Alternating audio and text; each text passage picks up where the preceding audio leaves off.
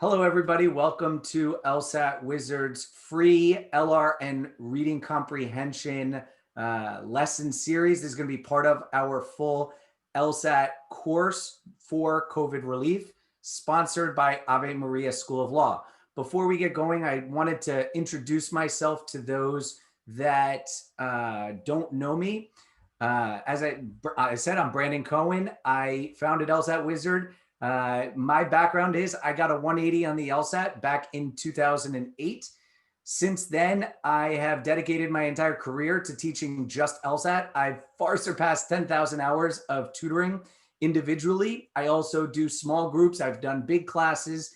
And really, I live and breathe this test. You'll find me on Reddit, on Facebook, and texting students all day, in lesson all day. So this is my entire life, more than just career. And I really do love this test. And that's what I want you guys to recognize, that this test is actually something that can be fun. It can be interesting. It can be something that is more than just a test that you're going to dread. And I hope you find it that way as I teach it. Now, the material I'm going to be teaching in this series is going to be the collection of everything I've gathered over my years. It's what I use on actual practice tests when I still take these practice tests, and what I used when I took the test. It's what I teach my students. I kind of want to take one step back and just kind of give a little background to this program itself. So as I said, I've been teaching now over 12 years. About 5 years ago in 2015, Ave Maria School of Law reached out to me in their pursuit to try and start a low-cost, high-quality LSAT prep program in Naples, Florida, where they are based. And they worked out a deal with me to be able to offer a large class where we had dozens of students that we ran multiple times a year to be able to teach LSAT using my curriculum to a large amount of students. They were subsidizing it to make it an extremely low-cost option for students. At the start of the COVID pandemic in March, we had programs that we were trying to figure out how to run, especially as the entire world went virtual, including the LSAT itself. And we came up with this idea of, I actually asked them if they would run a program for free rather than low cost, but even free, so that we could come together and reach a whole broader audience at a totally free cost to be able to give that high quality LSAT prep at a free cost. We did start a GoFundMe to raise funds for COVID relief. We've already raised over $10,000. So I want to thank everybody that's already given. You can find it if you Google LSAT Wizard GoFundMe. You can also find it on my webpage. If you do choose to give, thank you. But as a continuation of it, so what we did actually in the first time around, we did the logic games course, and that has been wildly successful. And so we've continued this to offer this logical reasoning and reading comprehension extension. As I said, these lessons right now are free. When we did the games course, it's free. But in this ever-changing landscape of licensing restrictions, some people who watch this may have had to pay just based on what the licensing restrictions are. Our goal has been able to offer the LSAT prep as low cost and or free. Those watching it right now, we have a full course of 500 people, and they are able to watch it for free, and hopefully we'll be able to keep it free for as long as possible. Now, for the materials, there was an accompanying outline. It looks like this. For those, it was emailed to those that are live. For those watching it, there should be a link somewhere in the description or on the page itself to make sure you have it. But I'm going to say this up front. You do not have to have this outline to watch and get value out of this course. I use this outline, and I actually have like a checklist on the side for myself to make sure that I'm covering the main points. But I'm going to be doing this very fluidly. And I honestly believe that if you sit here and just try to really understand what I'm saying, that's actually going to be the most valuable way for you to learn from this course. If you try to simply memorize the words on the page or trying to follow on the outline while I'm explaining things, or if you're somebody that's sitting there taking your own notes constantly, I tend to find those students actually don't get as much out of it as those that just sit there intently and really just try to understand what it is that I'm trying to say. So now, as we're getting into this here, I want to kind of discuss LSAT from a broader level. In fact, as much as this is the logical reasoning and reading comprehension lesson, this is actually going to be stuff we talk about today that applies to the entire test. So when it comes to studying for the LSAT, the major difference between studying for the LSAT versus any other standardized exam is that the LSAT is not a test of knowledge. It is a test of skills, where most exams, including when you get to law school and definitely the bar exam, of which I've taken two, you do have to memorize information. And the goal of the test is to identify the right time to kind of spit that information back out. And if you do that, you do well. So that memorizing and then spitting out that information, that's what most exams are that you take in your life. And the LSAT is completely different from that. The LSAT, I almost like to analogize to learning a musical instrument. So if you bear with me for a second, if you're trying to learn a musical instrument, let's say you're trying to pick up guitar for the first time, there's going to be two phases, two totally different phases to the learning. The first phase is the learning the actual content and material of what are the notes? What are the different fingerings for guitar? What are the different techniques and strategies for that? How do we practice? There's like a knowledge side of that. And as you're trying to learn a song, what are the notes of that song? So there is an actual knowledge side. So when I said the LSAT is a test of skills, not a test of knowledge, there is going to be a portion, I call it the first phase of your prep, of learning of the knowledge, of learning the content of the test. And learning an instrument is no different. There is a learning of the content. But just because you have in your head what the song should sound like, what the notes are, what the fingering should be, that doesn't mean that you're actually good at executing in terms of actually playing the song. I've tried to teach myself guitar, and as my wife can attest, I'm okay, but not very good. And the idea is that I have it in my head. I know what I'm supposed to do, but it's very different actually trying to execute. And LSAT's going to be very similar. There's going to be two phases of your prep, where that first phase is learning the strategies, learning the concepts. And that's what this course is really trying to do, is be that first phase. But this is not going to be enough. The second phase for both learning an instrument and LSAT is continuously practicing and self-assessing and figuring out what you're doing right and wrong to try and make you better.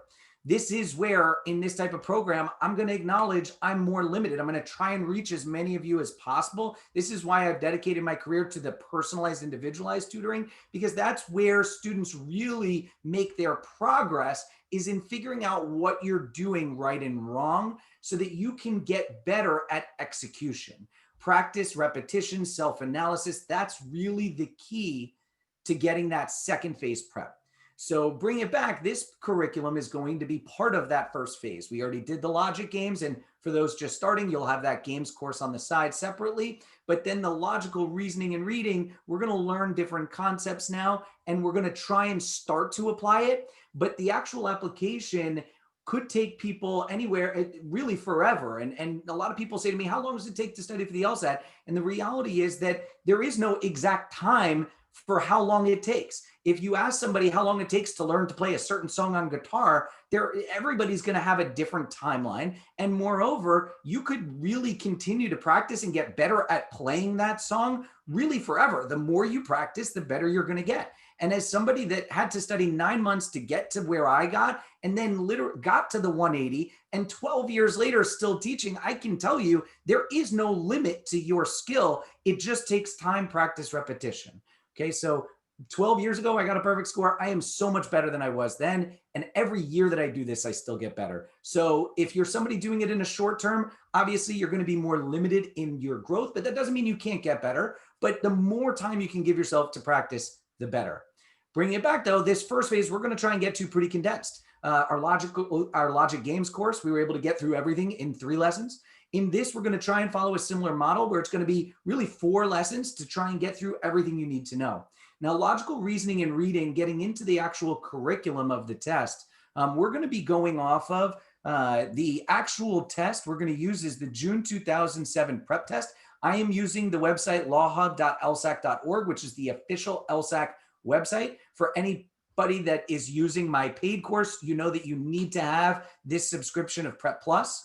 But you can access the June 2007 prep test in a PDF for free if you Google it on LSAC's website as of today's recording, December 19th. So you can try and find that test to follow along. Now, with this Prep Plus, When you go hit new tests, I'm going to open up a self-paced mode where I can do it. Even though the timer's going to run, I can start and stop the test. I'm going to load a test. We have 4 sections to the LSAT, and this is something that somebody new to the LSAT might need to understand. The first section on this test is going to be the games, where it's going to be these short puzzles, where we have 4 puzzles. The second section is going to be logical reasoning, where we have short paragraphs and a question to follow, as is the third. So I'll show it again. We're going to have a short paragraph, 1 question to follow, 25 questions each. And then the fourth section is going to be reading comprehension. Now, these 4 are the standard 4 sections that make up an LSAT score during standard times. But these are not standard times. We are in the middle of a COVID pandemic, and LSAT has so the LSAT now during the pandemic is what they call the flex test, where it's going to be 3 sections. It's going to be just that first section of games.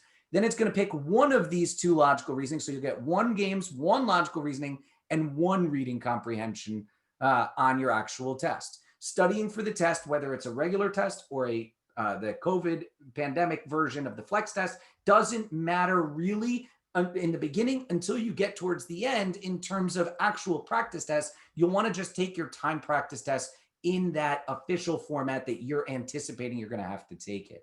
Now, for studying, as I said, though, we still have the same section types. This course is going to cover the logical reasoning and reading comprehension. Now, in terms of understanding this test, though, before we actually dive into these questions, something that, I realized I started sharing screen and I didn't share screen. So this is what we were looking at, the June 2007 prep test. And these were the sections. On Prep Plus, this is going to be that games. I was showing it before. I apologize for that, where we have the games. The second section are these short paragraphs of logical reasoning. And the third section here is also going to be logical reasoning. And the fourth is going to be reading comprehension.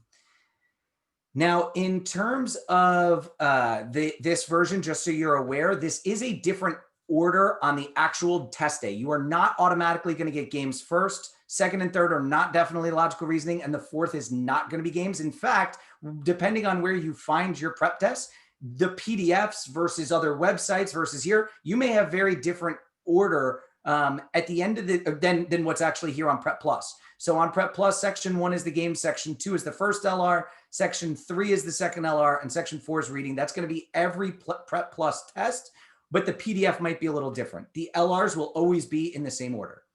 Now, in getting into the actual content, and that's what I want to really dive into here today, without even looking at this material of the test itself, the LSAT, one of the biggest things that I try to strive to do is make sure students understand the necessary fundamentals rather than just learning specific question types. So when we do get to a logical reasoning section, there's going to be certain question types and strategies we have to know, but really you can't actually execute these and understand these questions without understanding the particular concepts that they're going to be testing on. So for that, I like to break my training down into 2 main, I clicked on the wrong thing, 2 main areas of the test. There's going to be the logical concepts and there's going to be the question types. In fact, when we go to my outline here, you're going to see I broke the outline down into logic concepts and then the question types. Now, we will get to reading comprehension as part of this program, but today we are just going to be doing everything through the lens of logical reasoning. Lessons 2, 3, and 4 will be extensions of what we learned. So what we learned today will apply to reading. We're just not going to actually apply it to reading just yet. Now, these logical concepts, this is like, in going back to that analogy of learning a musical instrument, this is like learning the general techniques. I can't teach you a song until you know how to play certain notes and understand certain techniques. So similarly, I can't teach you the question types of what the test is about until you have a proper understanding of the logical concepts. And my take on logical concepts is going to be different than what else is out there. And that's where my program is going to try and train you to really think using these concepts.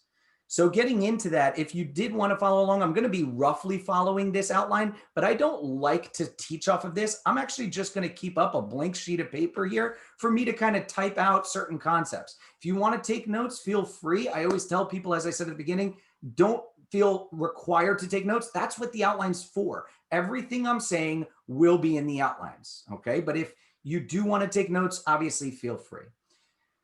So getting into the actual concepts of logical reasoning, and really the entire LSAT. The LSAT is a test of logic, and we need to make sure we understand what logic and what reasoning actually are.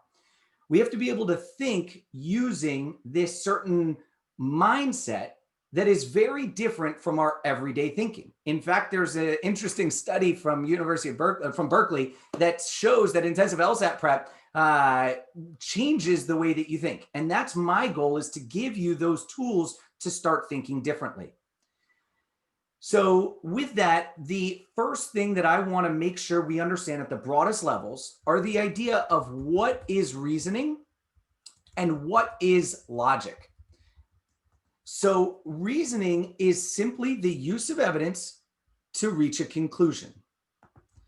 So I'll type that out, the use of evidence to reach a conclusion. And I'll say it one more time, it is in the outline, I promise you, but I'm going to type it out here. If I said to you, I have these keys, therefore I own every house on my block,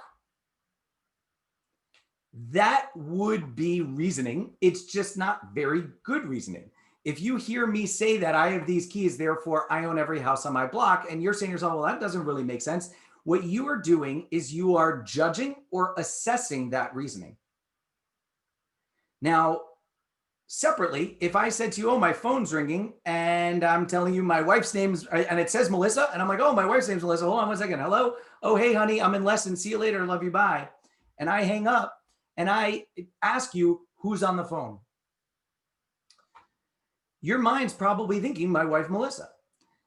What I want to point out there is that is you doing your own reasoning. So the initial part of that, when I said my phone's ringing, it says Melissa. I tell you my wife's name's Melissa, and I pick up, hello, oh, hey, honey, I'm in lesson. See you later. Love you. Bye. Just that and that alone is just information. There was no reasoning going on. I wasn't trying to reach a conclusion. I was just providing you information. Instead, what happened was I asked you a question where I asked you to reach your own conclusion based on that information. So that brings up an interesting, important distinction right off the bat. Reasoning comes up in the most part in two main formats. There's going to be where me, or the LSAT, does reasoning, and you have to judge my reasoning. And then there's going to be times where I provide, me, the LSAT, provide information and instead ask you to use your own reasoning skills to reach a conclusion. This is actually true for all three section types on the LSAT. Now, at the end of the day, this test is not a fill in the blank. So even in that second one where I had information and I ask you to draw a conclusion, what we're actually going to do is we're going to call that drawing an inference. So that's going to be where you're asked to draw an inference based on information. And the reality is this is not a fill in the blank test. This is a multiple choice test.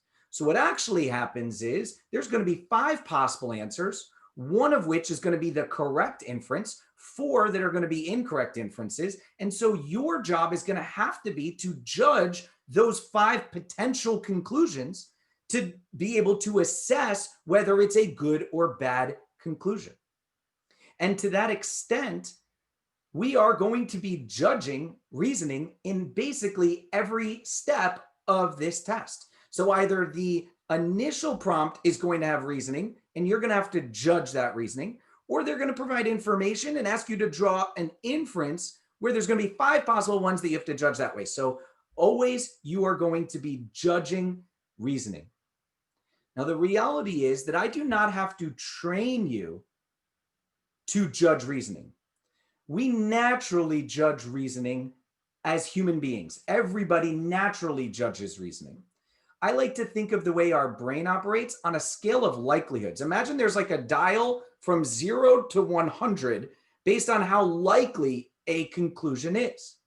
As you hear an argument, for example, when I said, I have these keys, therefore I own every house on my block, which again is called an argument where I'm doing reasoning, what's going to happen is your brain is going to think about the conclusion that I own every house on this block, and you're going to be judging it based on that evidence and thinking about how likely that conclusion is. So when the conclusion, I own every house on my block, and we think of the actual evidence that I have these keys, that doesn't even really move the needle, because everybody has keys. And even if you have a whole bunch of them, you could go buy a whole bunch of keys at Home Depot for a few bucks. And that doesn't actually prove much to you at all in response to the conclusion that I own every house on my block. So that needle in your brain doesn't really move. And that's why we judge it as a kind of ridiculous form of reasoning that we would call out for being bad reasoning. We would judge it as bad reasoning.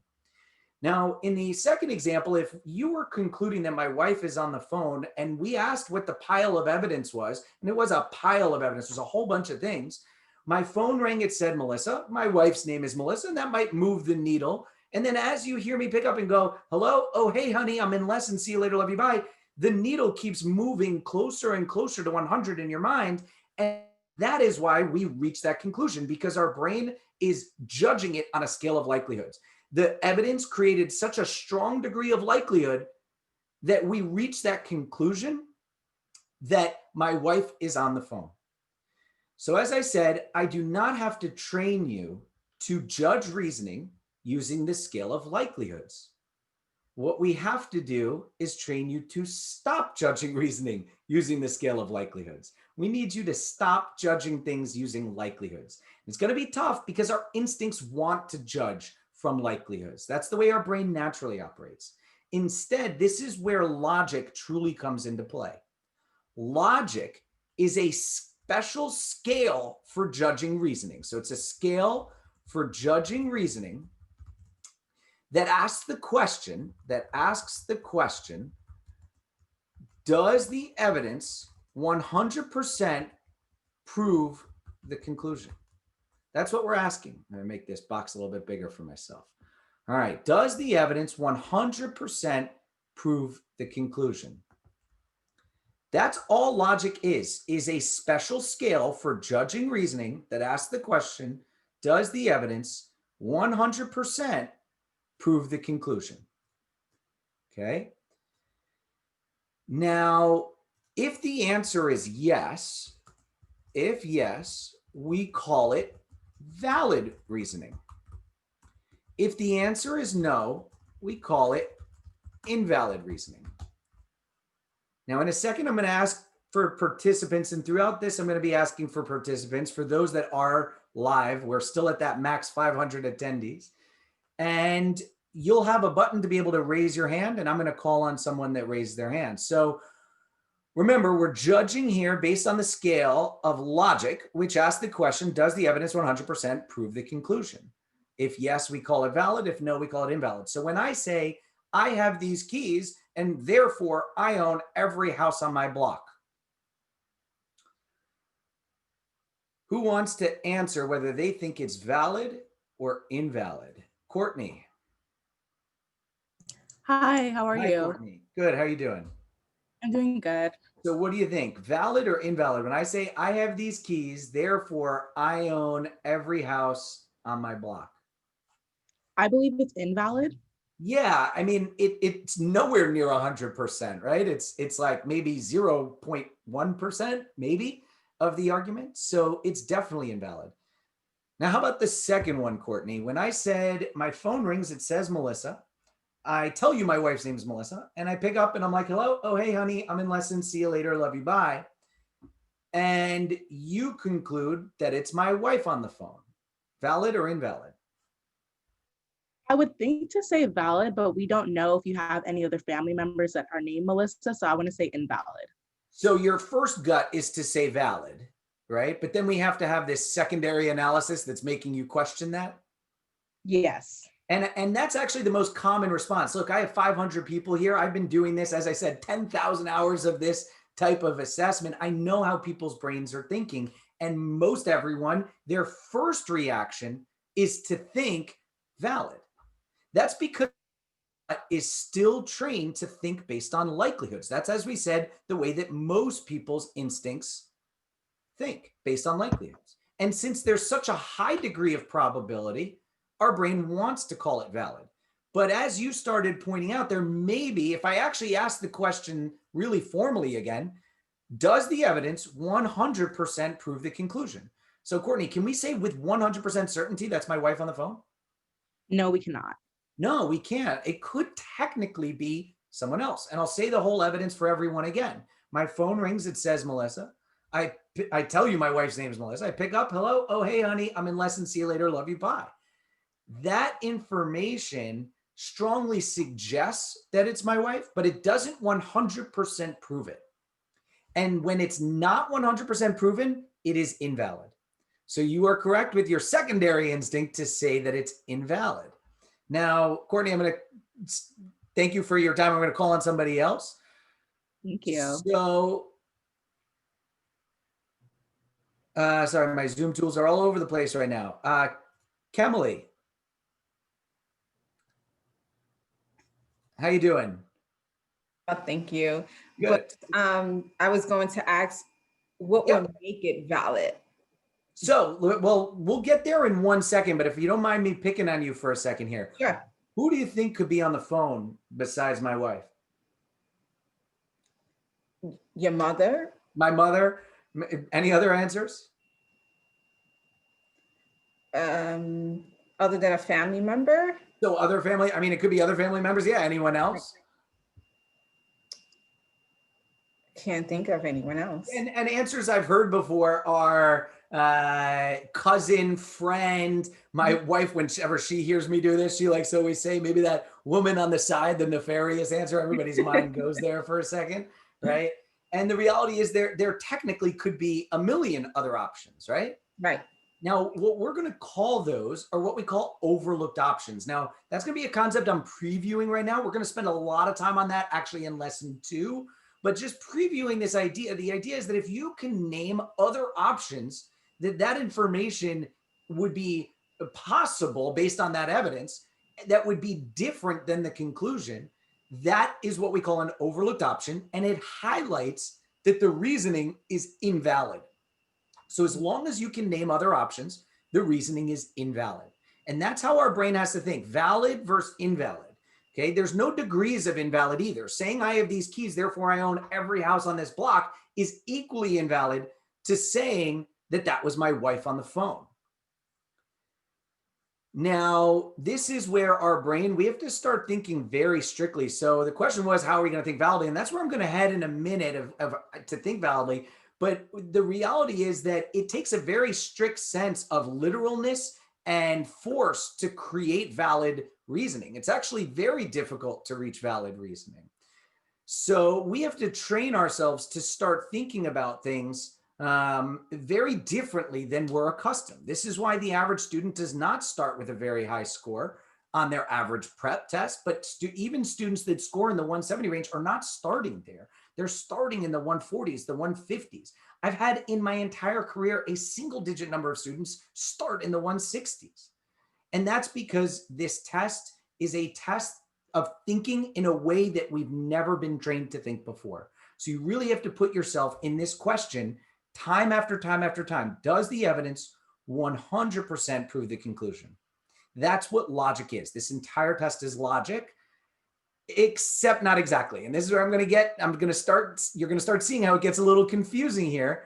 And we're going to get into an interesting issue that comes up on this test. Now, if we actually do go to this prep test here, June 2007, if you look at the directions of any LSAT, of a logical reasoning section, each question in this section is based on the reasoning presented in a brief passage. In answering the questions, you should not make assumptions that are by common sense standards implausible, superfluous, or incompatible with the passage. Now, I want to highlight a very interesting thing there. You should not make assumptions that are by common sense standards implausible or superfluous. Now, I'm going to call on someone else here. Adriana Miller, are you there? Yes, I'm here. Thanks for joining us. Let me ask you, when we say when you read the directions that say you should not make assumptions that are by common sense standards implausible, superfluous, or incompatible with the passage, does that make you think of strict logic like I'm telling you here of does the evidence 100% prove the conclusion? Or does that seem like a little gray with some wiggle room there? Oh, absolutely. Absolutely which way? Gray or more like 100%? Oh, gray. Yeah, absolutely gray, right? Common sense standards of plausibility. I'm actually going to come back and refer to this as the LSAT common sense standard. Okay. So we're trying to think about reasoning being valid or not. We have to adjust ourselves in the logical reasoning section, which is interesting that they actually call this section logical reasoning when they're not actually operating around the strictest senses of logic. The section that actually does operate around strict logic that really sticks to this question of 100% or not is the game section, the analytical reasoning. That's actually the strict logic. Logical reasoning and the reading comprehension are going to operate more around this little bit of gray with the common sense standard. Now, to resolve this a little bit, I'm going to tell you that there's actually only certain concepts that it will apply to. There's actually going to be only one concept that gray applies to. And we're going to get into that later today of exactly what that concept is going to be. But we're going to have this little bit of wiggle room in the back of our minds. But what I want to reinforce though is for the overwhelming majority of this test, we are still wanting to think from the strict logic. It's only going to be a little bit of wiggle room where this common sense standard comes into play. Now, before I formally talk about how it applies the common sense standard to a concept, what I like to break down is a couple things. First, this is what is common sense standard in terms of like likelihood? Is it 95%, 96%? And the reality is it doesn't have an exact percentage. What I actually refer to it as is a verbal standard that we have to think of. And while that may sound confusing, it's actually a very common concept in law. All of you are pursuing going to law school, and everyone, regardless of their background in law, has heard of certain verbal standards before, especially in a courtroom. When we think of a criminal case, in order to get a conviction, it needs to be proven beyond a reasonable doubt. When we think of that language, beyond a reasonable doubt, what does that actually mean? Is that 95%, 98%? And as you'll learn when you get to law school, it's not a number. There isn't actually a number associated with that. So if that's like a verbal standard of beyond a reasonable doubt that we can't pinpoint an exact definition, does that mean that we're like totally lost when we're pursuing this? And in law, the answer is no. There's a ton of guidance, whether it's the legal guidance from legal scholars, but also really the thousands and thousands of cases of case law that have established enough precedent for us to understand what exactly those barriers are going to be. Now, when I say what exactly those barriers are going to be, just like with beyond a reasonable doubt, it's going to be gray at times. Most cases are going to fall very clearly in either the black or the white, but the reality is there's going to be situations that start to confuse you. On the LSAT, we're going to get questions that we're going to be like, wait a minute, LSAT common sense says this way when the actual LSAT common sense said that this wasn't okay over there. Just like we'll have court cases that you're going to learn about where it's going to be, wait, beyond a reasonable doubt was okay. It was proven here, but it wasn't proven there, and they seem to conflict. So there are going to be circumstances where we're going to get a little caught up in this. And what I always say about this common sense standard is never let that be the reason that you're getting too down on yourself if that's truly the issue. As I mentioned earlier, every other logical, there's going to only be one concept that this applies to. Every other concept is going to operate around strict logic, and 23, 24, if not all 25 questions on a logical reasoning section, similar with reading comprehension, are going to operate around that strict sense of logic with just limited exceptions of where it comes into play. But because of those limited exceptions of where it starts getting weird, we're going to have to bring it up at times. So as I'm going through certain questions, you may hear me call back to, oh yeah, we're able to do that because of that LSAT common sense standard. So you'll hear me call back to it. But again, before I formally train you of what concept it applies to, Adriana, are you still there? Yes, I'm here. Let's try and apply your common sense standard to the situation with the cell phone. So my phone rings, it says Melissa, and I tell you my wife's name's Melissa. And I pick up and I'm like, hello? Oh, hey, honey, I'm in lesson. See you later. Love you. Bye. We've said it's not 100% my wife, but it suggested that it's my wife, right? Was your first thought that it was my wife?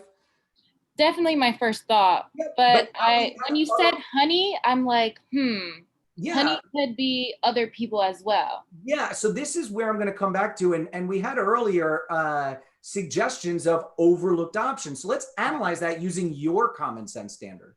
So do you think that my mother would make sense from a common sense standard of plausibility? So plausibility, what is that? That's like like a high, strong probability of likelihood. So Oh, do you think by common sense standards, it would be plausible to be my mother on the phone when when it says Melissa, I pick up, hello, hey, honey? definitely. You think so? Yeah. You know people that call their mother honey?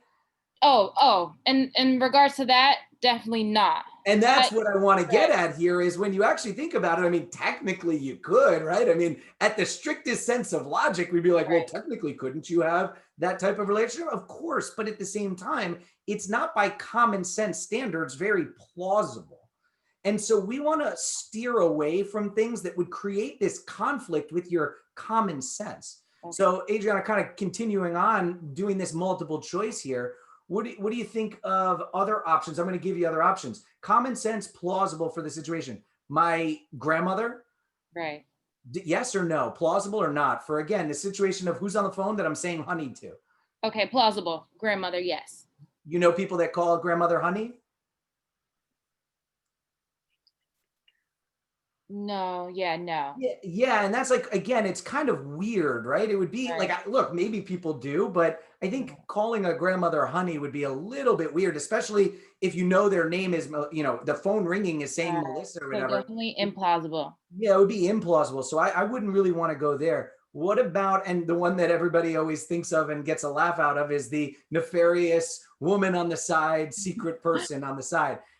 Now that's plausible. Now it's plausible that that could exist. I'll even go with you on that for a second, that someone like that exists. But let's remember what the situation is. My phone rings, it says Melissa, which is my wife's name. So we're saying that that person is on my phone is the same name as my wife. And then I pick up and I'm like, hello, hey, honey, I'm in lesson. See you later. Love you. Bye. And I'm just like that open about it. Like, would that really seem to you as very plausible?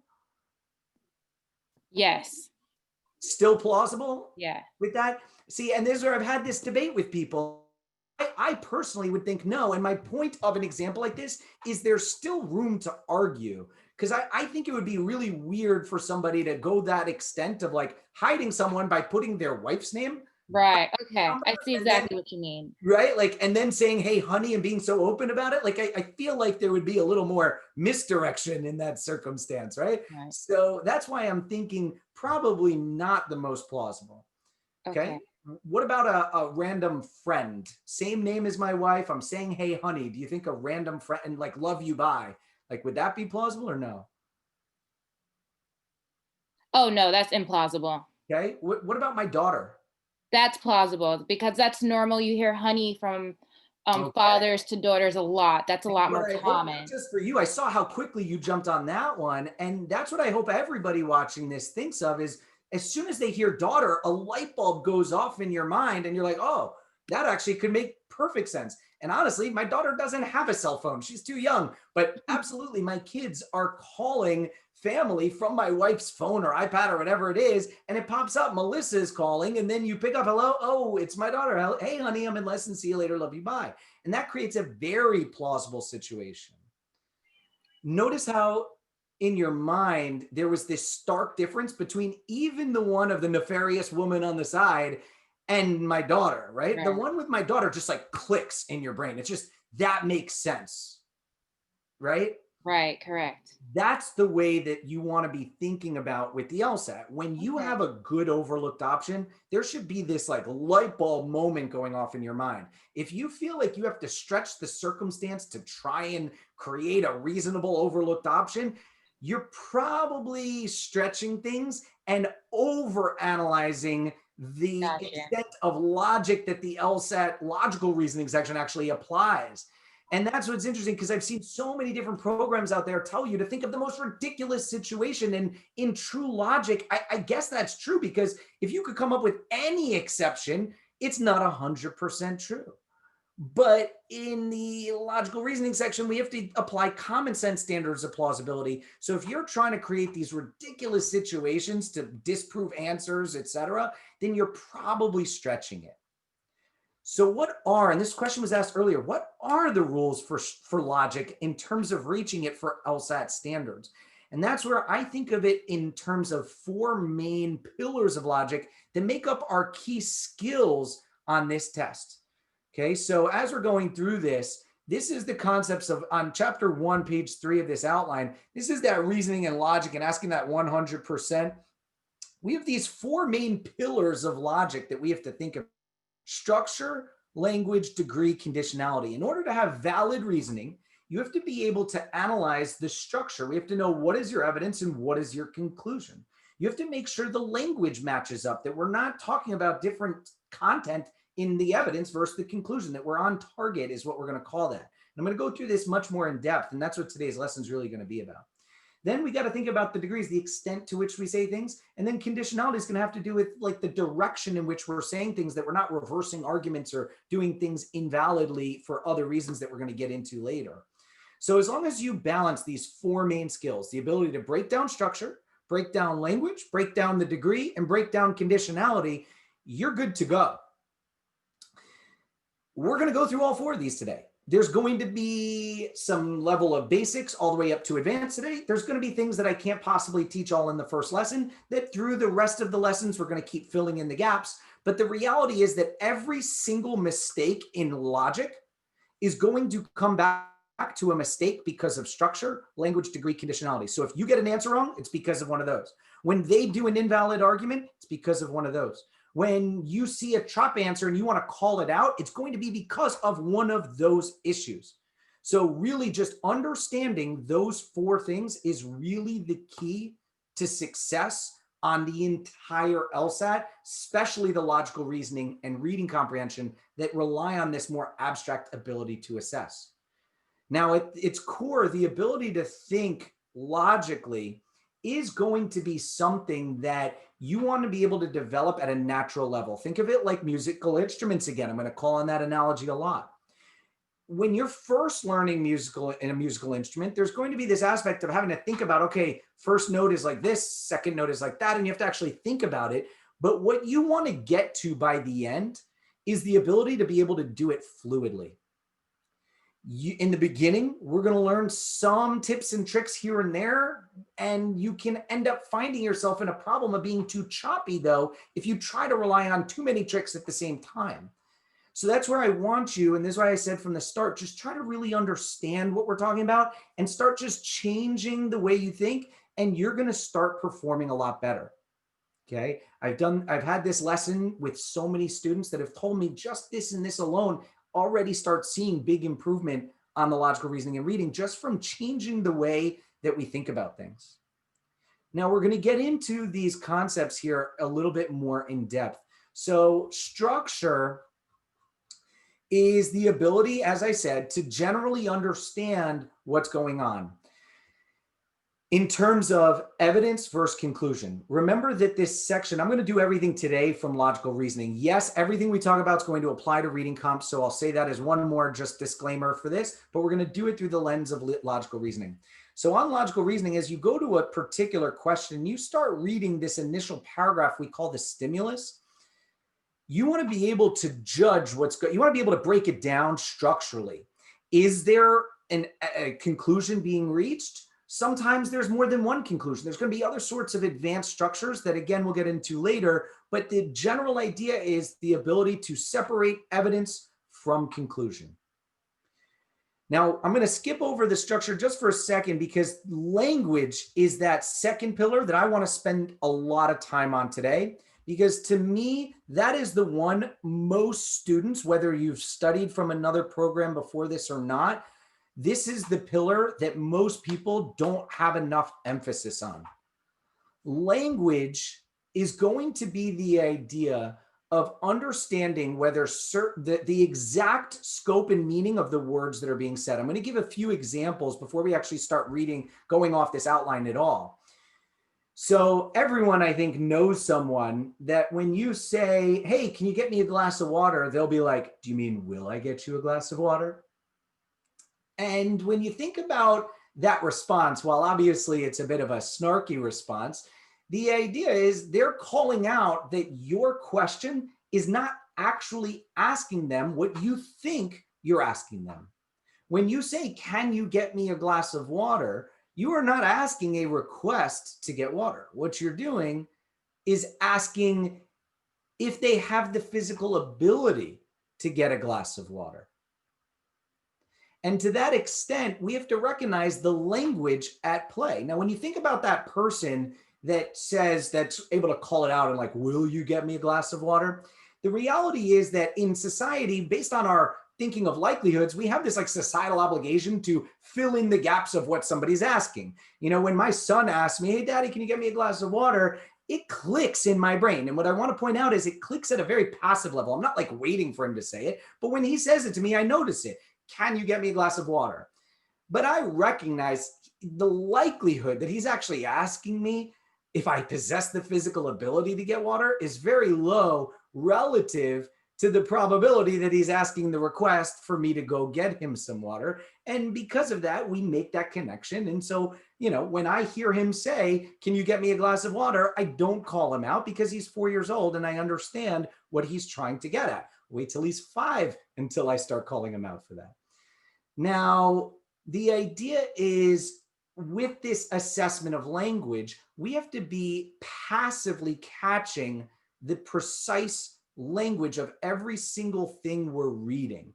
As I've been saying, this is the area most students struggle with the most in terms of realizing and not realizing where they're going wrong.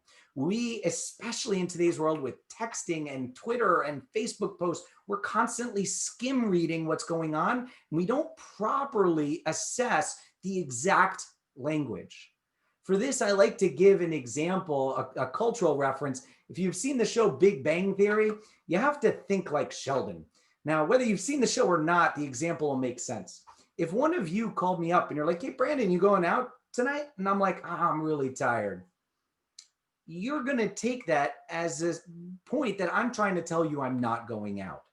Because the negative response to your question suggests that negative conclusion that I'm not going out. And I am, when I say to someone, oh yeah, I'm really tired, I am trying to suggest it. That suggestion formally we're going to call an implication. And the idea is that, yeah, when I say I'm really tired, I'm trying to suggest or imply that I'm not going out.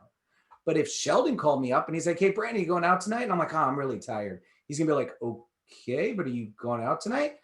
And I'm going to be like, oh, I got work in the morning. I went out last night. And he's going to be like, okay, but are you going out tonight? Now, I'm going to call on someone else here. Jennifer, are you there? Jennifer Richard. Hi, I'm here. Hey, Jennifer. Hi. Why would Sheldon follow up with me on that when I would say, when he says, hey, you going out? And I'm like, oh, I'm really tired. I went out last night. I got work in the morning. Why would he follow that up with, but are you going out tonight? Because it's not direct. It's not, you're not giving an arguable, you're not giving a direct statement. You're being vague. Yeah, I'm being like somewhat vague. And notice how you're kind of like trying to describe it and not having the exact wording for it. One of the biggest skill sets I'm going to try and train you guys with isn't just being able to analyze, but actually being able to verbalize what's going on here. And so I have my own terminology for this. I say that the language is not on target. That's going to be huge terminology I talk about. That evidence is not on target with a conclusion that I'm not going out. I'm really tired. I have work tomorrow. That's not on target with a conclusion that I'm not going out. Right? Now, Jennifer, if I say, no, I'm not going out, is that on target with a conclusion that I'm not going out? Yes. Yes. Obviously, direct language like that is on target. Yes. What if Sheldon's like, hey, Brandon, you going out tonight? And I'm just like, no. What do you think? I guess that's kind of like, I don't know. It's like valid or it's, I don't know. That one's a little tricky. So I'm going to point out that it is valid. We're going to refer to that as reference language. It could be like, I'm not doing that. Right? I didn't explicitly say going out is what I'm not doing, but I use like the word that, or I just said no in response to a question. There is certain grammar that we have to make sure we recognize that reference language always grammatically have an idea it is referencing. So when he would be like, hey, Brandon, going out tonight? And I'm like, I'm not doing that. That would grammatically be referring to the previous question, which is whether or not I'm going out. And so since I'm not doing it, it would allow us to validly conclude that I'm not going out. Does that make sense, Jennifer? Oh yeah, it does. All right. So let me ask you this one, Jennifer. Sheldon calls me up. He's like, hey, Brandon, you going out tonight? And I'm like, I'm just going to watch a movie at home tonight. So yeah, so you're basically saying no, but you're not saying it in a direct, I guess. Can we, if It's we, still valid, but it's actually right here. I'm going to point it out on the screen right now. Okay. I'm just going to watch a movie at home tonight. Would that be valid evidence? Would that evidence allow us to validly conclude that Brandon is not going out? no. Why not? Because even though you're watching the movie, you could still be going out later, I guess. Okay, Essentially, I'm so going to agree with part and disagree with others. I'm going to agree that it's possible to watch a movie at home and go out after or before. I'm going to agree that it's compatible to watch a movie and go out. Those two are compatible, right? Watching a movie at home and going out are compatible with each other. I agree with that. But I'm going to tell you now that that is evidence that would validly conclude that I can't go out, that I'm not going out. And Okay. why do you think that is? And I want you to pay attention to every word in that phrase down here. Can you see it on the 'cause, screen? yeah, you're just like, I'm just going to go watch a movie What's at the home. important word Yeah. there? When you said I'm just going, so you're just saying like the only thing you're going to do is Yeah. So yeah, I want Yeah. to highlight Okay. here. What is that? I just made it bigger so we could get in on it. yeah. The word just is actually that Mhm. most important word there. Doesn't matter what comes after it. I'm just going to blank. As long as blank is not going out, you could fill it in with anything. And by saying it's the just, that is, you use that synonym, the word only. That is one word I want everybody to just like burn in their brain, that every time you see it, you need to make mental notes that you're aware of it. It's something that you have to make a mental awareness. You have to mentally be aware of it every time that word is there. Okay. I'm not telling you it automatically makes it valid or invalid. It totally depends on the context. But I'm telling you that the word only will always change the on target meaning of a phrase. Always. It always, always, always changes the meaning. So we have to pay attention to every word. Notice how your first response, Jennifer, and again, I've been doing this a long time. I know how I can quote unquote set people up here. People read this and think, oh yeah, I'm going to watch a movie. Like, yeah, that's it. But I can still go out rather. They don't see Right. the just. But when we point out the word just and actually notice it, now it should resolve any issue in your mind, and it's 100%. Okay. So that's where we have to train ourselves to be super literal with every single word. Okay. And I was talking about Sheldon, and what's crazy is to talk a little bit more. I know I've said it many times in the past. I started at 153 and I had to train myself to get up to that 180. And as I said, I've gotten even more skilled at this test the more years I've done this. And I've literally like shaped myself into a scary enough similarity to Sheldon that when I watch Big Bang, I'm almost like identifying with Sheldon and totally on his side with half of what he says. Just a couple real world examples that came up that I like to talk about just to highlight how my brain is thinking so literally that I want you guys all to start being like that. So there was this example a while back where I was at my office and I texted her, hey, honey, I'm heading home from work. See you soon. Love you. Bye. And she texts me back and is like, okay, great. Love you. See you soon. FYI, we're out of milk. And I get home and she's like, where's the milk? And I'm like, what do you mean? And she's like, you didn't get my text? And I'm like, I did get your text. So she's like, why didn't you get the milk? And I pull out my phone. FYI, for your information, we are out of milk. There was no request in there to actually go pick up milk. Now, I recognize after the fact that the average person probably would read that and understand the implication of it, which is the suggestion that I should or would want to go pick it up so that we have milk.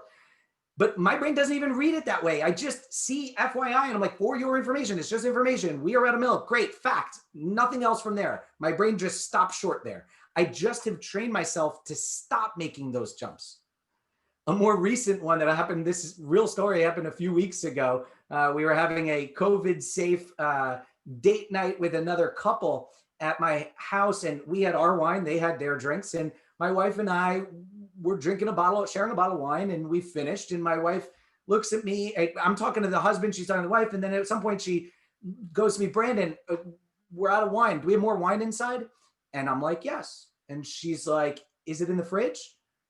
And I'm like, yes. And then I go back and start talking to the husband. And the husband of the couple we were with was like, Brandon, she wants you to go get more wine inside. And as soon as he said it, I'm like, oh, of course, I'll go get the wine. But in my head, I was just answering the questions that were asked me. Do we have more wine inside? Yes. Is it in the fridge? Yes. That was it. There was no next step from there. So earlier I mentioned how we have these family members that when you say, can you get me a glass of water? And they're like, will you? I need you to be like that person. I need you to mentally catch it. And as much as we're going to talk about tricks to be able to actually catch it, and we're going to get into that in a second, I need you to realize that it's got to become in the long term a passive ability that you're just noticing every little degree. Now, in implementing this, the best way to start recognizing the best level of language is what I call a parts analysis of a given phrase. So when you have a phrase, you need to be able to break it down into parts. I'm going to give one basic one here. If I say Brandon teaches LSAT, we want to separate that into two parts of Brandon teaches the LSAT. Formally, I refer to it as the subject matter and characteristics, and every phrase will have at least one subject matter and one characteristic. But there's a lot of other types of parts as we get more complex. You could have multiple subject matters, multiple characteristics. And we're going to continue to get into that. But at a general level, even forget all the advanced stuff I'm about to get into, at a general level, if you can break a phrase into two parts, I think at a broad level, that's really good skill to have, is to be able to take a phrase and break it into parts, two parts. Okay. A lot of phrases at the technical level will have a lot more, and we're going to get into that now. But basic level, Brandon teaches the LSAT. Now, instead of just going off of this, though, I'm going to do some things on this blank sheet of paper here, and I'm going to call on somebody. So let's go here. I got some hands raised. Hold on, it's all over the place with my mouse. Sana. Sana, you there?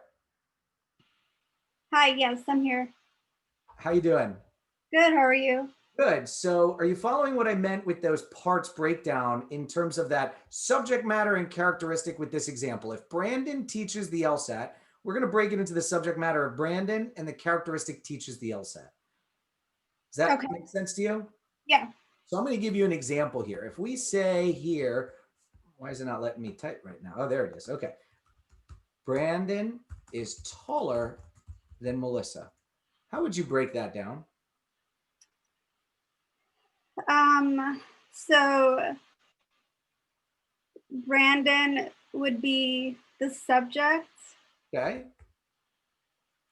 And then what was the other one? Sorry. The characteristic is what I call it. And I actually, at the long term, as I said, at a broad level, as long as you could break it into the two parts, I'm fine with it. We're going to get more technical though, but yeah, at a technical level, it's subject matter and characteristics. So we have a subject matter of Brandon, and what's the characteristic then?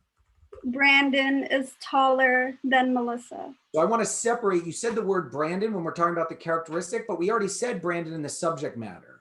So if we were to separate it into just two parts, it would be is taller than Melissa. Oh, okay. Right? So we want to separate, unless the subject comes up twice somehow, but generally it won't. It's Brandon and taller than Melissa.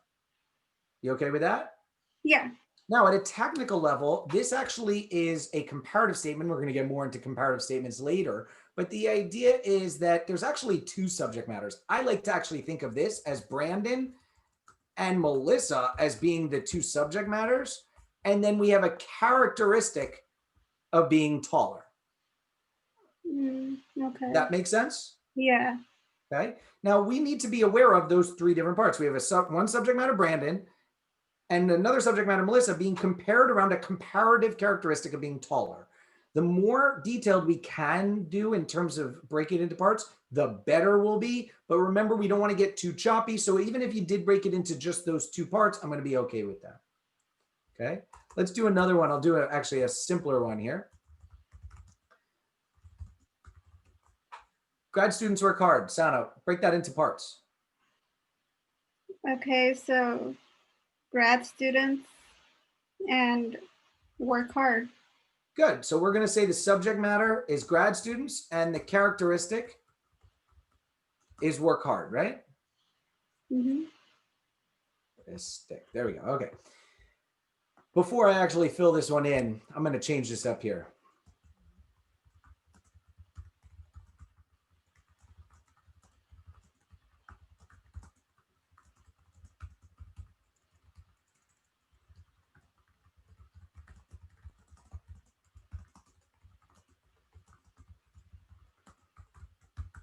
Okay. Sana, break it down into parts. Okay, so engineering grad students. So engineering, I'm just going to go by what you're saying. Engineering grad students. And then characteristics would be Notice how this one, I'm going to just interrupt for 1 second. Notice how this one got harder per se, because there's a lot more words going on here, right? yeah. I want everybody to recognize that at the end of the day, I'm going to break it down in a minute, but this is actually no different from our initial, which I'll put right above it. Grad students work hard in terms of its parts analysis of just being 2 parts. Grad students work hard was our 2 parts. In this one down here, instead of just grad students, what we're actually talking about is grad students with engineering degrees that take night classes. That is the scope of who we're talking about. And what we're saying about them is they work extra hard on in-class assignments given to them on a Friday before a holiday weekend. That would be the characteristic. That is our 2 parts. Okay, so grad students with engineering degrees that take night classes is going to be our subject matter. And the characteristic is going to be work extra hard on in-class assignments given to them on a Friday before a holiday weekend. Being able to create that divide is a very important skill. Sana, you good with that? Yeah. Thank you. Now, I'm going to call on someone else for a second here. Mary, you there? Yes, I'm here. So you followed that example? Yes. Okay, now comes the challenge. Tell me, what was the subject matter? The grad students with engineering degrees, that long first part of the sentence. So tell me the whole part. So you have part of it. Tell me the whole part. So that first part was the subject matter. What was the full extent of that part? Grad students with engineering degrees who, I don't remember the entire part. I'm sorry. No, that's the point of this challenge.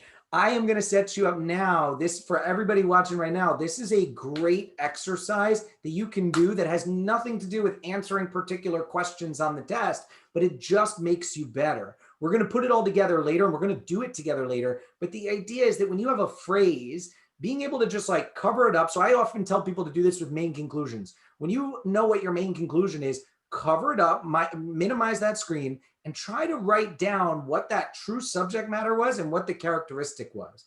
Being able to have that working memory of the exact scope is the key to success in terms of constantly being able to recognize the subtle shifts as they go into the answer choices. So I'm going to let you read it again. I'm going to put it on the screen. Tell me when you're ready. Don't answer it, but just tell me when you're ready. So we're talking about this sentence up here. Okay. So what's the subject matter? Grad students with engineering degrees that take night classes. Okay, and then what's the characteristic? And that was perfect. What's the characteristic? They work extra hard on assignments that are given on the Friday before holiday weekends. Say it one more time. Work extra hard on assignments given on the Friday before holiday weekends. You missed one little thing. Now, this is the skill. What you're going to practice. What I'm going to tell you right now, Mary, is the skill. What we keep doing in that exercise I was talking about is just going back and forth to check it. So check yourself. Subject matter. Are you good with the subject matter? I kind of already answered. I said it was perfect, but check the characteristic. The in-class assignment part. Good. The fact that you were able to catch that. Yes, I told you you were missing one thing. The fact that you were able to catch that, that's the skill we need to constantly have in reviewing ourselves. I talked about that second phase of prep of getting better, of practice and repetition and self-assessment. That self-assessment has to be the ability to recognize where you went wrong and just missing that one word here, one word there. That literally, I actually had a lesson today earlier with a group class. And that was one that we had the whole class divided on two answer choices. And they both followed almost everything identically, but one of them just dropped one little word from what was a very extended part. And that can make all the difference in the world. So if you're just saying grad students with engineering degrees, that's not correct. If you say grad students with engineering degrees that are in classes, like, no, you have to have all the parts. Grad students with engineering degrees that take night classes, and then working extra hard on in-class assignments given to them on a Friday before holiday weekend. You need to have all of that. Our brain wants to shorten it up. We have to train ourselves to stick with it and read very carefully every single part of that part. So we need to have the ability to break it into parts. Labeling it subject matter versus characteristic, as I keep emphasizing, is not the main skill. It's being able to break it into parts and keep track of those parts. Mary, you good? Yeah, thank you. Thank you. So as we're moving along here, I'm going to go through some things on this outline. We just did this one with the grad students that are what we call the extended parts, but there's also going to be times where phrases can have multiple parts. We'll get into conditionality more later, but for those that are familiar with it, we could have these conditional phrases where when Brandon teaches the LSAT, Melissa watches the kids. We have this, we could divide it into two, which is when Brandon teaches the LSAT, and the second part being Melissa watching the kids. But technically, we have to be aware that this first half has a subject matter and a characteristic. It has Brandon teaching the LSAT. And then that resulting half, the second half, is Melissa as the subject matter, watching the kids, the characteristic. You need to have the ability to recognize that at all times. One of the common things that they'll do is what we call generic subject matter, where they just say it like the you or one, or they won't even say it at all.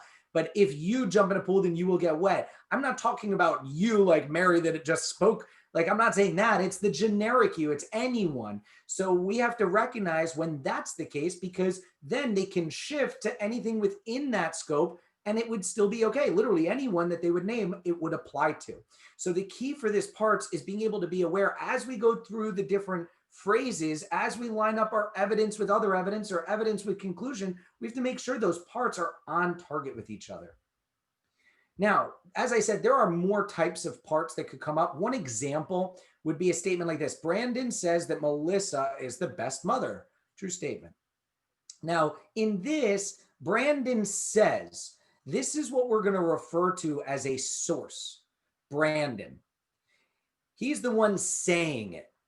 And that is a separate type of part. Now, again, actually being able to label source for subject matter as characteristic isn't as important as being able to separate it into different parts, just generally separating. But the source is Brandon. The subject matter would then be Melissa with the characteristic of is the best mother. So that's how we would break that down. Now, I mentioned earlier this LSAT common sense standard. And I said that the whole test, out of all our concepts, the LSAT common sense standard is going to apply to just one. And out of our 4 pillars, we said there's going to be 4 skill sets. We have to have structure, language, degree, and conditionality. That common sense gray area is only going to apply to language.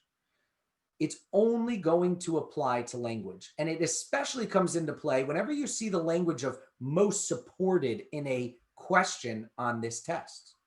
So we talked about earlier this idea of the common sense standard, but I want to actually show an example of how that might come up.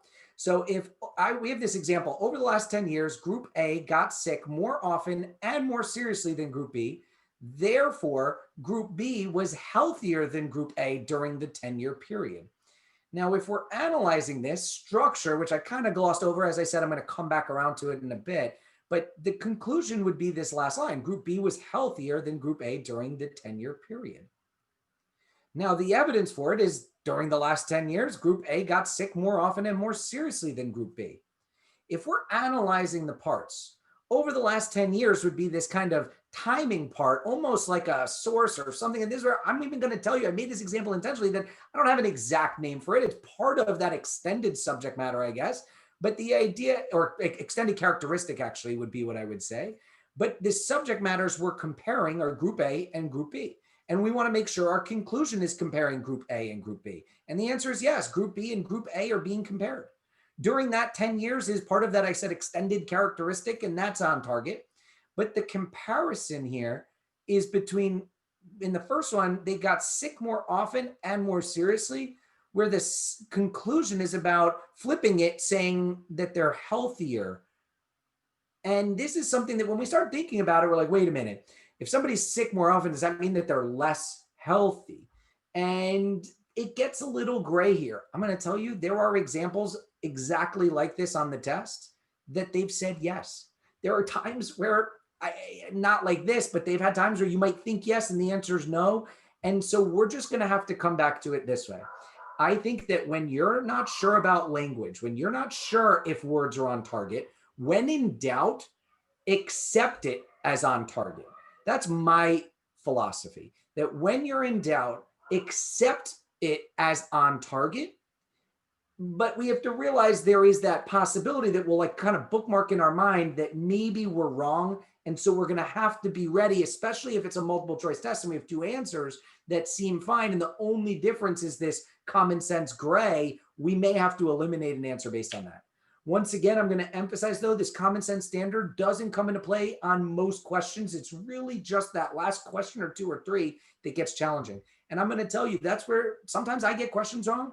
I get 180 on half the tests I take, but realize even at 180, which a 180 is only about 20 people a year out of the 80 to 100,000 people taking the LSAT. It's only in that 20-ish range of people getting a 180, and you can still get a question or two or three wrong on this test. And so I see too many students caring too much about the toughest questions.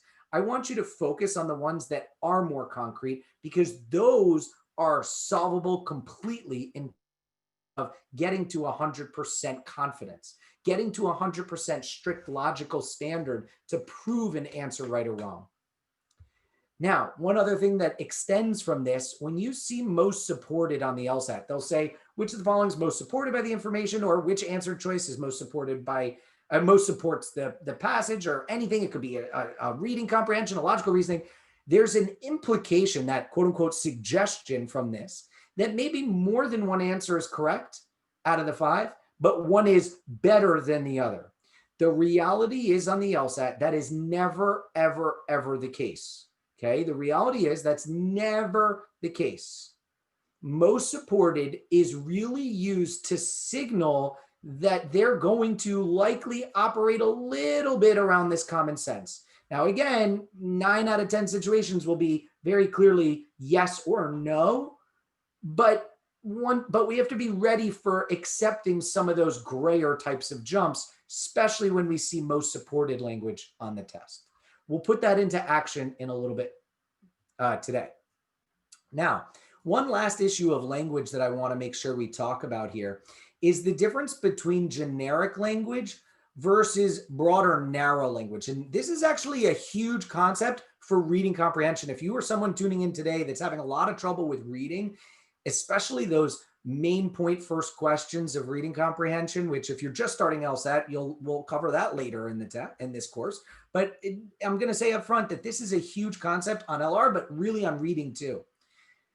Now, in trying to determine whether an answer choice, let's say, we're asked to draw an inference, we're asked what the main point is of an argument, and we are looking at that answer, they can change the language. We've seen how they can change language slightly, but still be on target. On target isn't about exact repetition. We talked about even the example with Sheldon with the watching a movie at home, where if I say it right, if I say I'm just watching a movie at home, that could be on target with a conclusion that I'm not going out. So we really don't want to focus just on matching words. We want to be able to accept the meaning of a phrase. Now, one of the things that the LSAT does a lot is shift between generic language versus what I call broad or narrow language.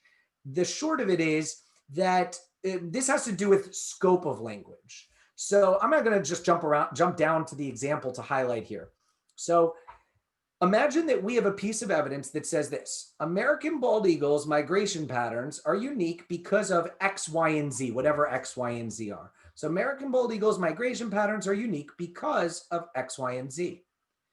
And if we have to take that and we have a bunch of different answers of which one's fully on target with this statement. Let's say this is a question they're asking you, and we know this is the line that we need to repeat, but these are our three answers. We have to be able to assess. Now, if we read this one, American bald eagles' migration patterns are unique because of X and Y. I'm going to call on someone here. Tori. Tori, you there? Yes, I'm here. So this first one, American bald eagles' migration patterns are unique because of X and Y. Is that on target? Is that fully on target with what our original statement was? This is difficult because it's missing Z. So the fact that you're catching that it's missing Z is important. That's what I wanted to point out, that it's missing Z. So the question is it fully on target? Now, it depends on the exact question of whether it would be acceptable. But when I say fully on target, I'm referring to a question that would be like, let's say this was the main conclusion. Could we say that this, and they were like, which of the following best describes the main conclusion? Would this best describe the main conclusion? No. No, it would not, because of what you pointed out, that it's missing Z. How about the second one? Because of X, Y, and Z, eagles' migration patterns are unique. I would say it's on target. So this is on target. You just switched the support and the conclusion? Yeah, so structural stuff, chronological order never matters. And we're going to get into structure. I'm going to go back to it after language here, after this assessment. We're going to come back around. But yeah, the chronological order never matters. Okay. So the fact that I start with because of X, Y, and Z isn't a problem. But here's one of the things that's going to keep happening for everyone at home. You're going to think it's on target. And then I, the LSAT, am going to tell you you're wrong, Tori. And now you have to assess. This is not on target, number 2. Why not, Tori? Let's see. Oh, I see now. Because we're talking about American bald eagles, not all eagles. Ah, good. This is back to that parts that we were just talking about of extended parse. This is where we have to have that skill that grad students with engineering degrees that take night classes. It's so easy. Think about it. I'm creating these examples and I'm trapping people left and right because I know how students' brains think. And we have to train ourselves to not miss that issue. Okay. You okay with that one, Tori? Yeah. Okay. What do you think of the last one? That's definitely off target. Why? Because you generalize the factors and you don't include the American bald eagles. And this is why I'm teaching this concept right now. This would be a totally accept answer. What? So due to a variety of factors, we're going to refer, let me go back to this. So this is what I would call too narrow. Because the support here was too narrow because the difference between broad and narrow is excluding information. Are you okay with that? Mm-hmm. Right? We're excluding Z. So it's too narrow. It's too focused on just 2 things when there's supposed to be 3 things. Are you okay that I call this, the eagles, too broad? Yes. Because we're not including the right scope. We're including more eagles than we should be. Now, this is where I'm saying the difference between what I call generic language versus broad or narrow language. Now, due to a variety of factors, what the distinction between generic and broad or narrow? Broad and narrow is when the language is definitively different scope, where generic is when it could be the same scope. And generally speaking, generic language is valid where broad and narrow is not. So if we go by that standard of generic language is when it could be the same scope, when we say due to a variety of factors, could it be referring to X, Y, and Z? Yes. And when we say certain birds' migration patterns are unlike any other, could we say that's on target with American bald eagles? Potentially? Could it be? Yes. Yeah, because I'm not saying birds. If I didn't have the word certain there, then it would be too broad. But because I'm saying certain birds, it could possibly be referring to American bald eagles. And generally speaking, generic language is acceptable. That was really helpful. Thank you. My pleasure. Thank you. So, moving on here. And this is where the outline has it written out there. So that's going to be my segment on language. I realize I didn't say it at the beginning. For those that are watching live, because the ones watching recording later are going to be able to pause at any time. We're live. What I'm going to do is in about 15 minutes or so, I'm going to take a short 5-minute break, let everybody that's live go do a quick bathroom run. We'll do that generally in every lesson, take a halfway point, 5-minute break. Myself included, refill my water, etc. So just a heads up so that you don't feel like you have to miss anything if you're watching live. Now, in terms of moving on here, before I go back to structure, I want to deal with the degrees next. So language, and I'm going to lower everyone's hand right now so that we could kind of start fresh. So what I'm actually going to do, let's do this. I'm going to actually, before I move on to the next thing, I'm going to just give anyone a chance. I'm going to do just a couple minutes here on any questions on language of any of those issues of language that we just talked about.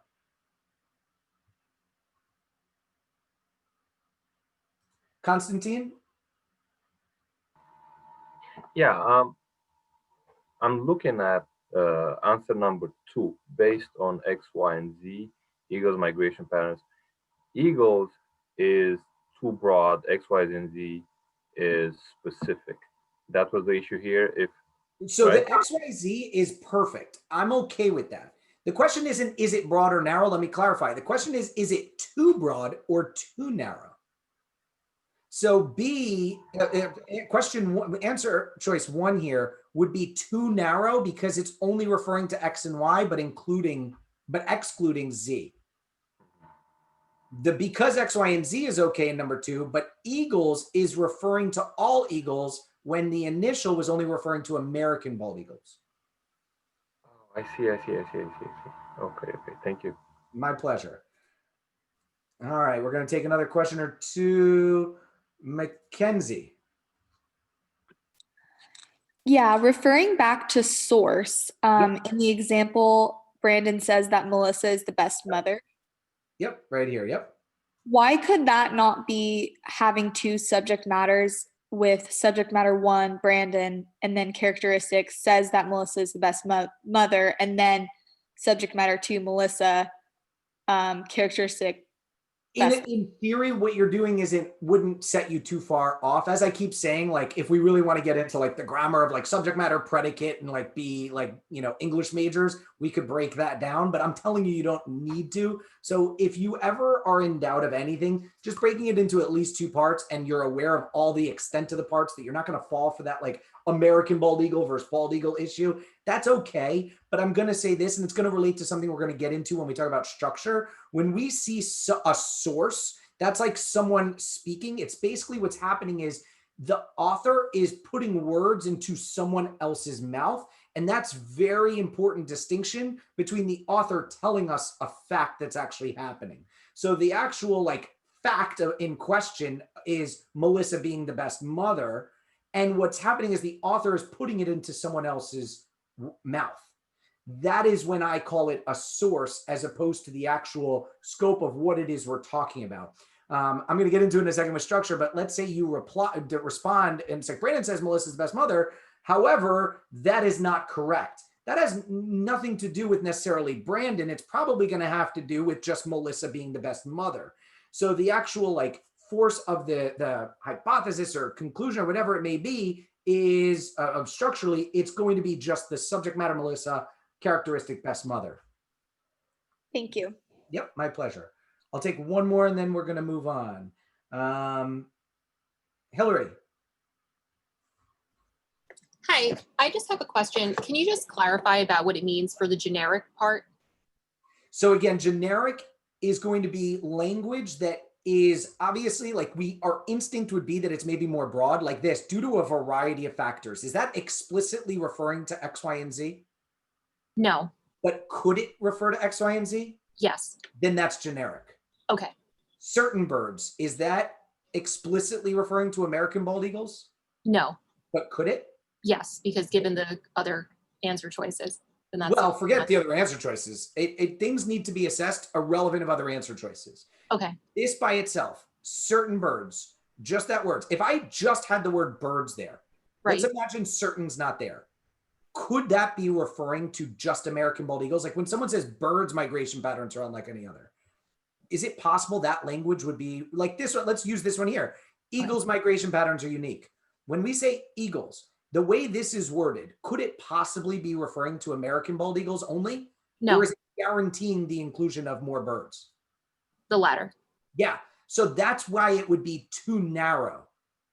Okay. But because of the word certain here, when I say certain birds, right, would that be referring to just American bald eagles and American bald eagles alone? Yes. That makes it generic, and generic is acceptable. Okay. Gotcha. Thank you. Thank you.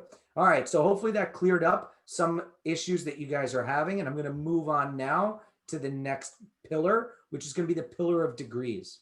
So we just talked about, so structure, I keep saying I'm going to come back around to it. My whole game plan was to quickly talk about structure, but we'll come back around to the technicalities in a bit. But structure is generally that separation of evidence versus conclusion. So we separate sentences into different roles.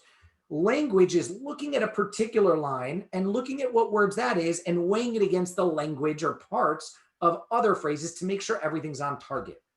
Degrees is going to relate to the extent to which we connect those parts. So as we get this subject matter and characteristic idea, we want to be able to balance those different parts in the extent to which we're connecting them.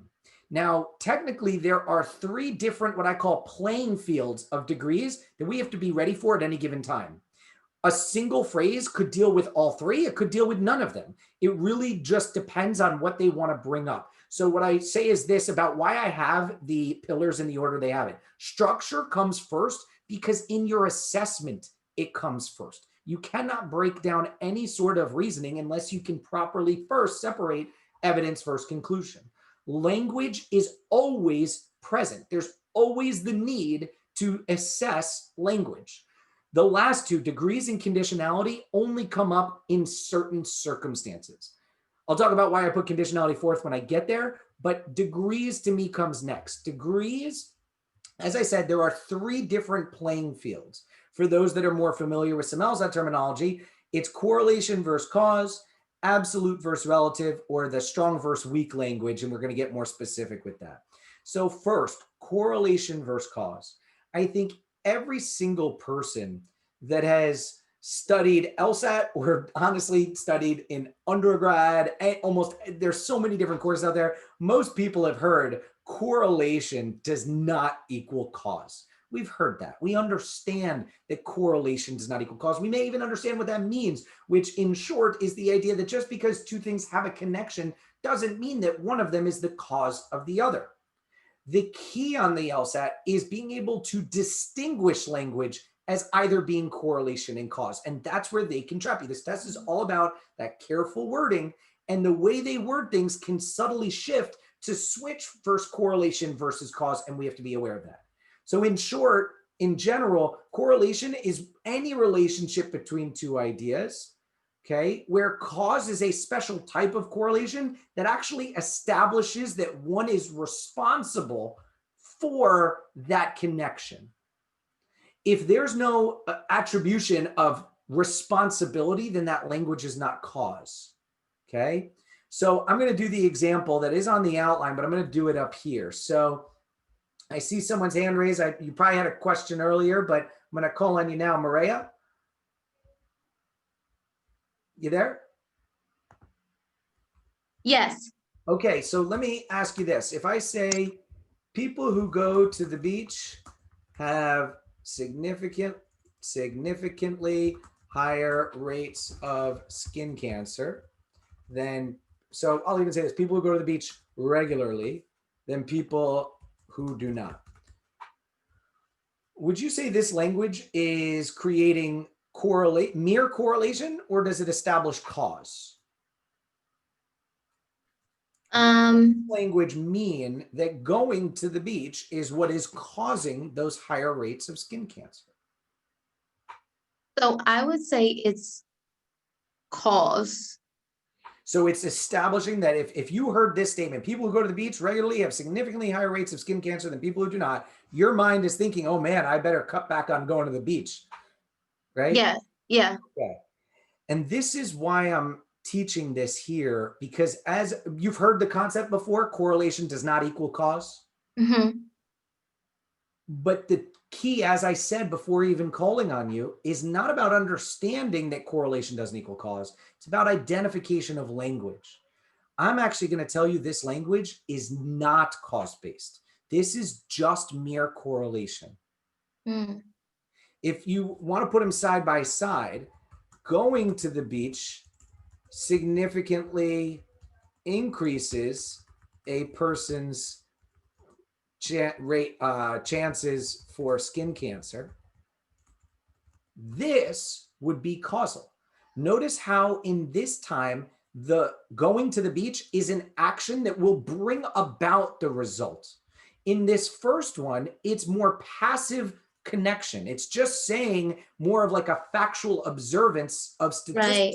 That Okay. people who go to the beach happen to have higher rates. It doesn't actually explicitly say that the going to the beach is the reason. Then why? Yeah, okay. And our brain wants to go there. Okay, your brain, this is all about a test of separating, we said from the very beginning, separating the way our brain wants to think based on likelihoods versus what actually is being said at that explicit level. Right. Okay. Okay. So that's the difference of correlation and cause. Now, going back to it, there's going to be 3 specific types of correlation that I say you should quote unquote be ready for. That when you see these formats, you just got to be ready that it's screaming correlation. And especially if you see that it's evidence, they're going to likely at a high level switch to cause at some point because they know people's brains are going to take it that way, just like you just did. Mm-hmm. You see, it's the statistical correlation. This was exactly the beach example. People with X are more likely to have Y than people who do not have X. I call that a statistical correlation. They're tying 2 ideas together based on statistics, but it doesn't actually say that one is the reason for the other. Okay. Okay. Time correlations. First this happened, then this happened. They might even extend it. Every time this has happened, shortly after Y. Every single time X has happened, shortly after Y has happened. That creates a time connection or a time correlation. But that doesn't mean X is causing Y. Mm-hmm. Okay. And then the last one is what I call a phenomenon correlation, which are just connections through maybe like a certain subject matter having the same characteristic in different circumstances like this. Brandon used course X for LSAT prep and got an unbelievably high score. Countless people like, oh goes, Brandon, you got a 180. What course did you take? Who says the course had anything to do with my LSAT prep? It's very possible that my score is in spite of the course I took, as opposed to because of the course I took. Okay. Right? This language doesn't create cause. It just creates a connection that we can refer to as correlation, mere correlation. Okay. So, can you give like an example of like the phenomenon correlation, like when that would actually be like causation? Like how would you word that example? Yeah, so cause would attribute responsibility. It could literally be because Brandon took course X, he got an unbelievably high score. Okay. By Brandon taking course X, or how about course X helped Brandon get an unbelievably high score? How about that? Okay. There's countless infinite examples of how you could create causal language, but it has to be done in a way that would attribute responsibility. So that last one I said as an example, course X helped Brandon get a high score on the LSAT. Is this making course X responsible, at least in part, for the high LSAT score? Yes, because you said it helped. And that's where it's cause. Okay. But the earlier one over here, Brandon used course X and got an unbelievably high score. Does this language explicitly mean course X had anything to do with it? No. We have to recognize that degree difference. Right. Okay. All right. You have any questions on that? No, thank you. My That was pleasure. good. Yeah. All right. So that's going to be correlation cause. Next, we're going to deal with what we call absolute first relative. Okay. I see volunteer Brianna. Brianna, you there? Yeah. Can you hear me? Yep, absolutely. Thanks for joining. No. So if I said to you, anyone who's tall is good at basketball, and Brandon is the I'm tallest. sorry, can you repeat that? Yep. Anyone who's tall, let's say I tell you this, anyone who's tall is good at basketball, and Brandon is the tallest person in his family. Can we validly conclude that he's good at basketball? No, we can't validly conclude that. Why not?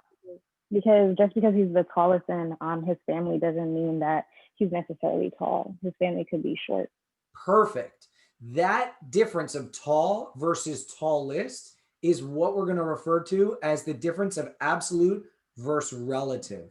Okay. Tall versus taller. That tallest that I just did is what I'll refer to as the extreme relative, where it's being comparative to a bunch of different people rather than just Brandon's taller than Melissa, which might be comparing Brandon to just one other subject matter of Melissa, which is all very different than just saying Brandon is tall, which is non-comparative. So we not only want to catch that difference, Brianna and everybody else watching, but we want to be able to recognize these terms absolute and relative because they actually use that on the test at times. Okay, so we want to recognize that tall would be what we call the absolute, where taller is what we call a relative. Okay? Mm-hmm. Now, next, thank you, Brianna. So next, what I want to talk about at an advanced level, I'm just going to mention it quick so that I know that I brought it up, but it's always best to highlight it when it comes up in times. But there's an advanced issue within the idea of relative, of the word taller. Taller is obviously a comparative word that creates relativity. But this is where there's a difference between what we're going to call internal and external relative. And it's a huge issue as a trap issue in answer choices in logical reasoning. I see so many students pick answers that the difference between why the answer would be wrong, right versus wrong, is because it switches versus what it should be between internal and external relative. Now, internal, the idea is the word taller can be used in two ways. An internal relative is when somebody goes through a change. So if I said Brandon over the last year got taller, that would be me going through a change. That's one subject matter going through a change. That's internal relative. As opposed to Brandon is taller than Melissa doesn't tell me anything about whether Brandon went through a change, but it does tell me that Brandon is comparatively to a totally different subject matter, taller. And so that's the difference between internal and external relative. And we just have to notice that at a passive level on some of those tough trap answers that we'll see as we go through this course. The final issue of degree, and then we're going to take our break. And actually, you know what? I'm just going to pause there. I'm going to pause there as we take our break. I see the clock says 3:44. So I'm going to take a break for 5 minutes. When the clock says 3:50, we're going to start up again. And I'm going to get into this second half of this last issue of degree of strength and probability. So 5-minute break. We'll see you all sharply at 3:50 on the when this turns 3:50.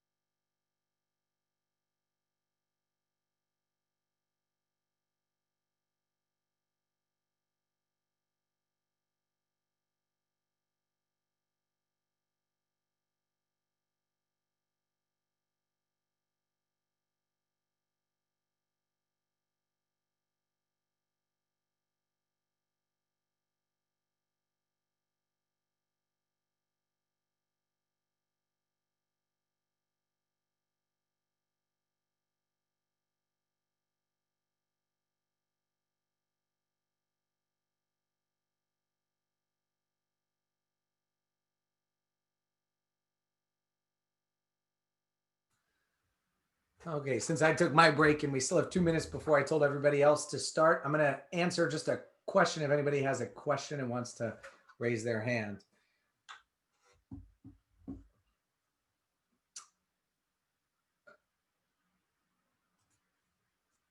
Ashna? Hi, Brandon. Hi, how you doing? Good, how are you? Good. I'm wondering if we can quickly revisit the eagle example. What specifically about it? Could you scroll to it just so I can see? Sure, just trying to get to it quick because I just want to get back to it after, but no problem here. Yep, right there. Yeah, my question is regarding the language. I'm wondering if like the third option can be challenged because it equates unique to unlike any other. Could it be argued that two migration patterns can be similarly unique? So the word unique by definition would mean one of a kind. Okay, so that would Now, separate from that, those types of exact definitions that I would say, first, I think this is totally on target because unique and unlike any other are actual synonymous language. But remember that if it gets really close, it's good thought if you are thinking that.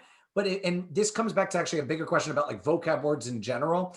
The idea is that at the end of the day, put it under that LSAT common sense or most supported where it's close enough, right? Is the difference. So with that definite with the directions here of that common sense, one of the common sense standards is whether it's superfluous. So the question is the difference between unique and unlike any other superfluous or not? Is it meaningfully different or is it superfluous? So common sense we did earlier with the plausibility standard. Now there's also this superfluous standard of or compatibility standard. Are they compatible? Those are the questions you have to ask yourself. Technically though, in this case, the definition of unique being one of a kind would definitely be on target with unlike any other. Okay, thank you. My pleasure. All right, so we're at 3:50, so we're going to get back to it. I was just answering a quick question while we did that. So we talked about correlation and cause, and we talked about the difference of absolute relative. Now we're going to get into this strength of probability and proportions, and the terminology I use is the difference of strong versus semi-strong versus weak. So strong versus semi-strong versus weak. Now, the idea of strong language in general is definitive or absolute in meaning. I said earlier an example where anyone who's tall is good at basketball. Now, anyone who's tall is that strong language because there's no exceptions. It's saying it in a way that's a guarantee. On the other extreme is weak. If it's like, doing this might possibly be able to help you. Doing this session might possibly be able to help you. That's getting very weak because it's not adding a lot of force to it. Now, to get more formal with it, there are actually 3 tiers of strength as it relates to LSAT. For all intents and purposes on this test, you just need to know these 3 tiers. Strong, semi-strong, weak. And pardon my formatting here, Microsoft Word gets really weird with the formatting that I see. It says 4, 5, 6. And throughout the outline, I was fighting that all day when I was trying to make this outline. But anyway, strong, semi-strong, weak are the 3 tiers of strength that we need to be ready for. Now, technically strong would be no exceptions. Okay, when there's no exceptions. Semi-strong is for any word that inherently would hold the value of more than 50% or less than 50%. And if a word has any exceptions, it's not strong. If it doesn't formally mean more than or less than 50%, then that would just be weak. And weak, we classify anything that's too open-ended to put it as strong or semi-strong. And there's little to no gradation for all intents and purposes on the LSAT. There's no in-betweens that you need to know between strong, semi-strong, and weak. To put it into a more visual format here, these are the words a lot of people in other courses learn to just memorize. None, some, many, most, all. If I say none, if we're talking about how many days a week do I do something, and I say none, that would mean 0. No exceptions. It never happens. If I say all the time or every single day, not all the time, I would say like all days would be the way to say it, but every single day, that would be the strong. All is to me, these are the words that I think are quote unquote the face of that degree. So we have strong words that could be positive and strong words that could be negative. Now, semi-strong would be words like most, which would be more than 50%, or rarely, which would mean like less than 50%. One word that is so important, or 2 words that are so important to know for LSAT are some and many. a lot of people in their colloquial usage, we would use the word some to mean a small number. If we say, how many of your friends like football? And I'm like, some of my friends like football. It's like, oh, not that many. And it's like, yeah, some of them do. We have this suggestion that it's a small amount. The reality is that some technically could be any number as long as it's at least one. So if we were talking about the days of the week earlier, and I was like, how often do you do something? And it's like, sometimes I do it. That could technically, for LSAT purposes, be 1 day a week, 2, 3, 4, 5, 6, or even 7. Some do, does one of the things that like LSAT mantras that are out there, some do does not mean some do not. So if we're talking about like, how many of your friends like football? And I'm like, some of my friends like football. Just because some do does not mean that some do not. So it is actually entirely possible when you have a weak word that it could be all of them. Okay. On the opposite end, the weak in the negative, that would be like not all. So that would mean maybe one of them doesn't, maybe 2 of them don't, maybe none of my friends like football. So not all of my friends like football. Now, these degree words apply to 2 different uses. There's the likelihood, and at times where we use it, where we're talking about the likelihood that something occurs. And it's also about proportion. What proportion of the time does something happen, or what proportion of a group? There's a little bit of difference, especially as we move into our last pillar between that. So let's just actually kind of put this all together here for a second. So I'm going to call on someone here. Dorothy, you there? Yeah, I'm here. If I said Brandon is likely to go to work tomorrow, what would you say that would be? Strong, semi-strong, or weak? Likely. Yeah. Would you say that that's strong, like no exceptions, 100% to happen? Would you say it's semi-strong, like it's more than 50% going to happen? Or weak, where it's too open-ended for us to know for sure? I would probably choose weak.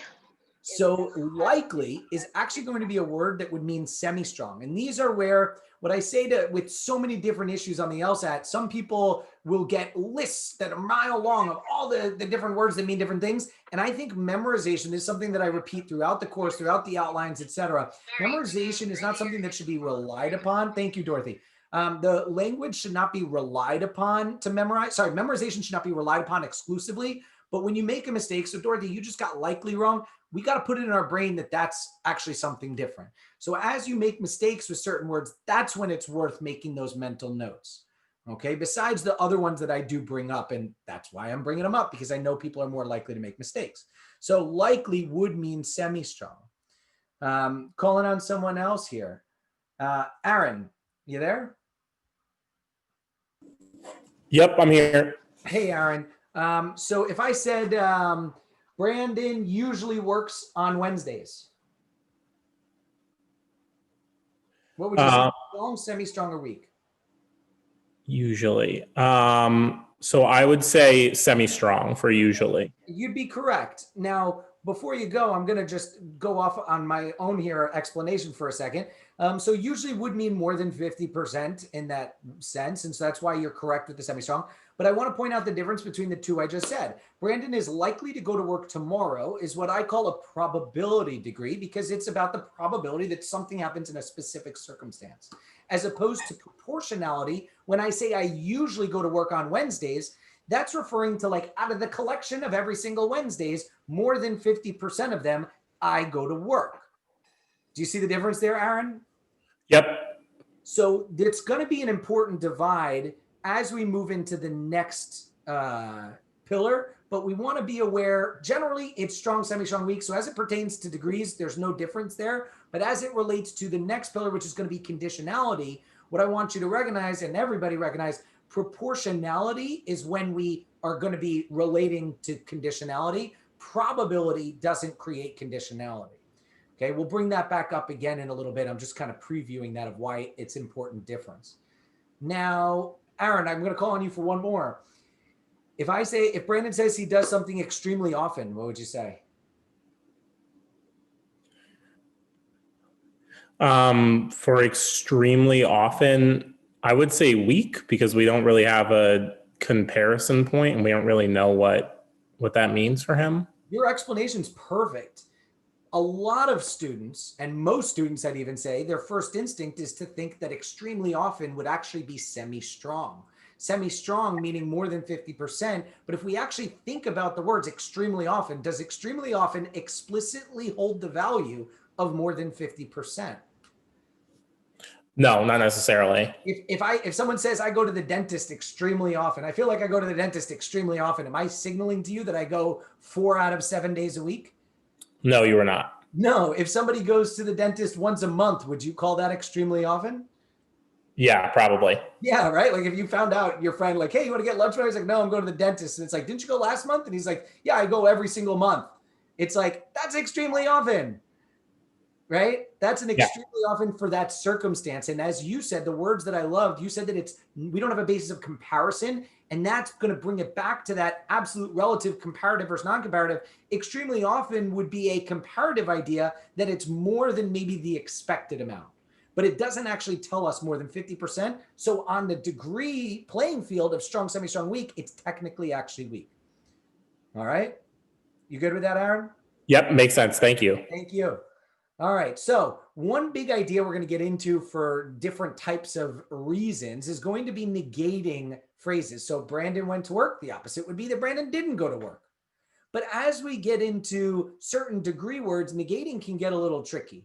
At a very general level, even though I'm going to tell you up front, there's little logical exceptions to this, but at a general level, the strong, semi-strong, weak is actually the most important thing to be aware of when we're doing negating. If we are ever saying, hey, flip a statement to the logical opposite, if you have any of these words, strong, semi-strong, weak, you got to know how to negate these degrees. Okay.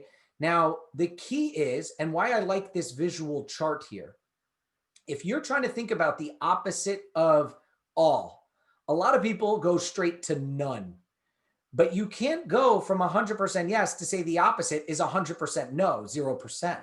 The opposite of all would be that it's not 100%, which is not all. That's right down there.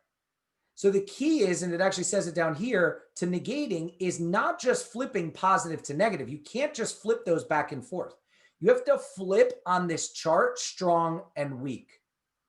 Now, semi-strong can, generally speaking, be flipped with itself with little logical exception, but it generally doesn't come into play on LSAT questions. So me personally, I usually just flip most into like most or not, like most are yes, most are no.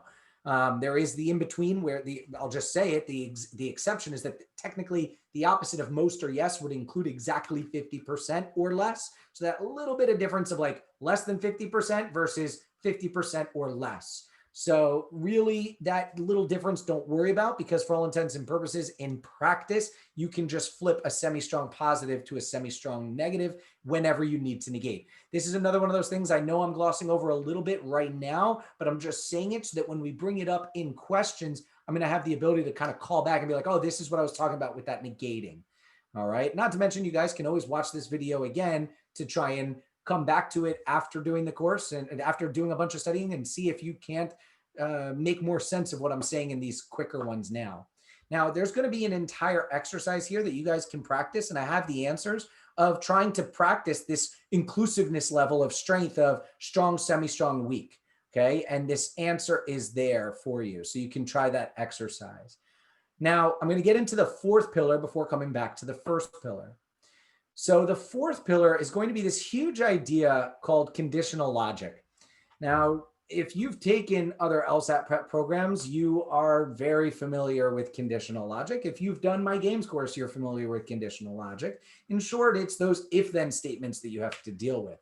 An example, if you win the lottery, then you bought a ticket. That would be an example of a conditional.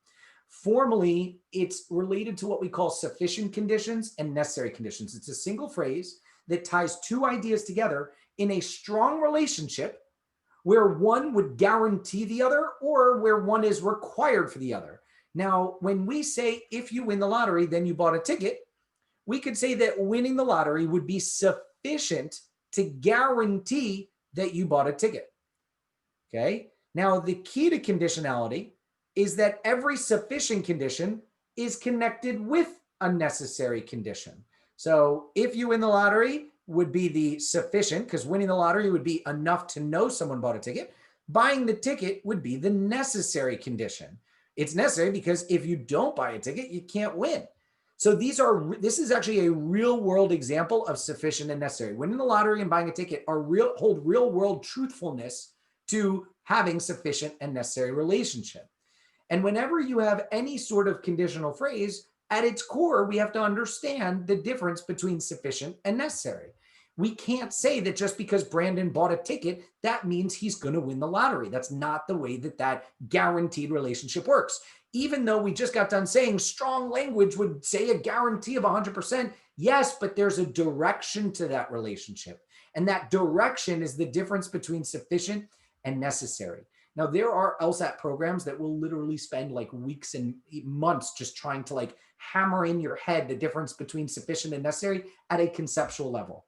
I've been saying throughout this program that memorization should only be used here and there. You shouldn't rely on memorization too much. You shouldn't rely too much on tips and tricks.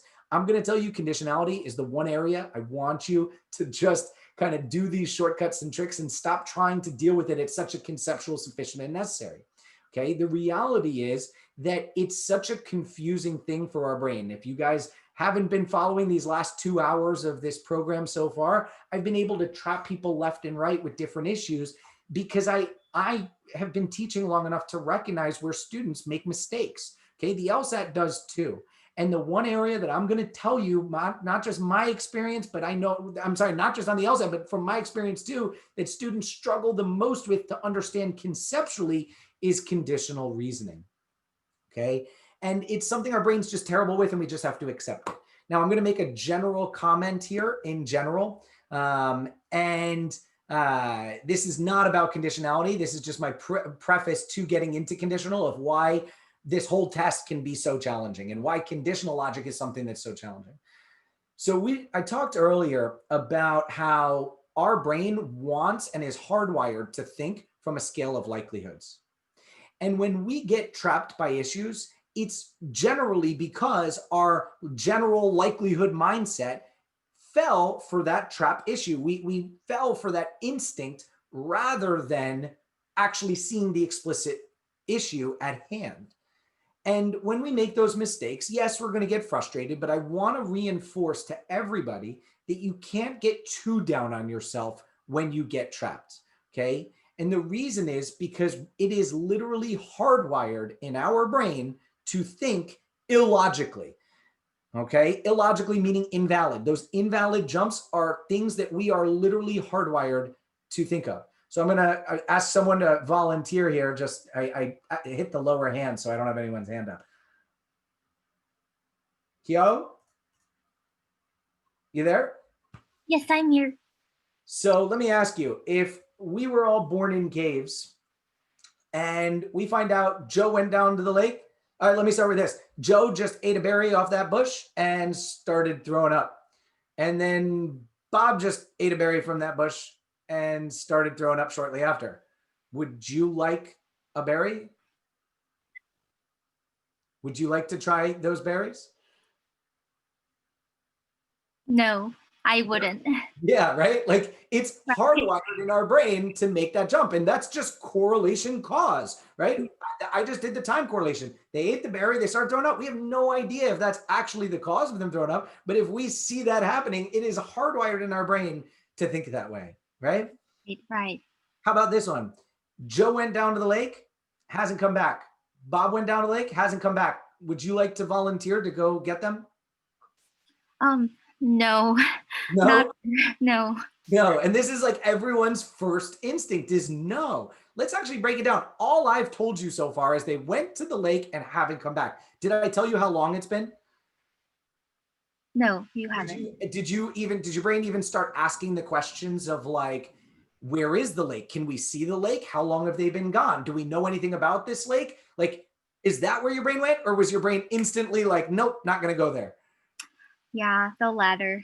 Yeah. And this is where I'm going to point, like, it's just hardwired in our brain to think certain ways. The second you hear me saying those words, and this is everyone, the second you hear me saying those words, Joe went down the lake and hasn't come back, your brain has these like flashing neon signs like danger, danger, danger. And it's like, I didn't actually tell you anything that technically is dangerous. Right.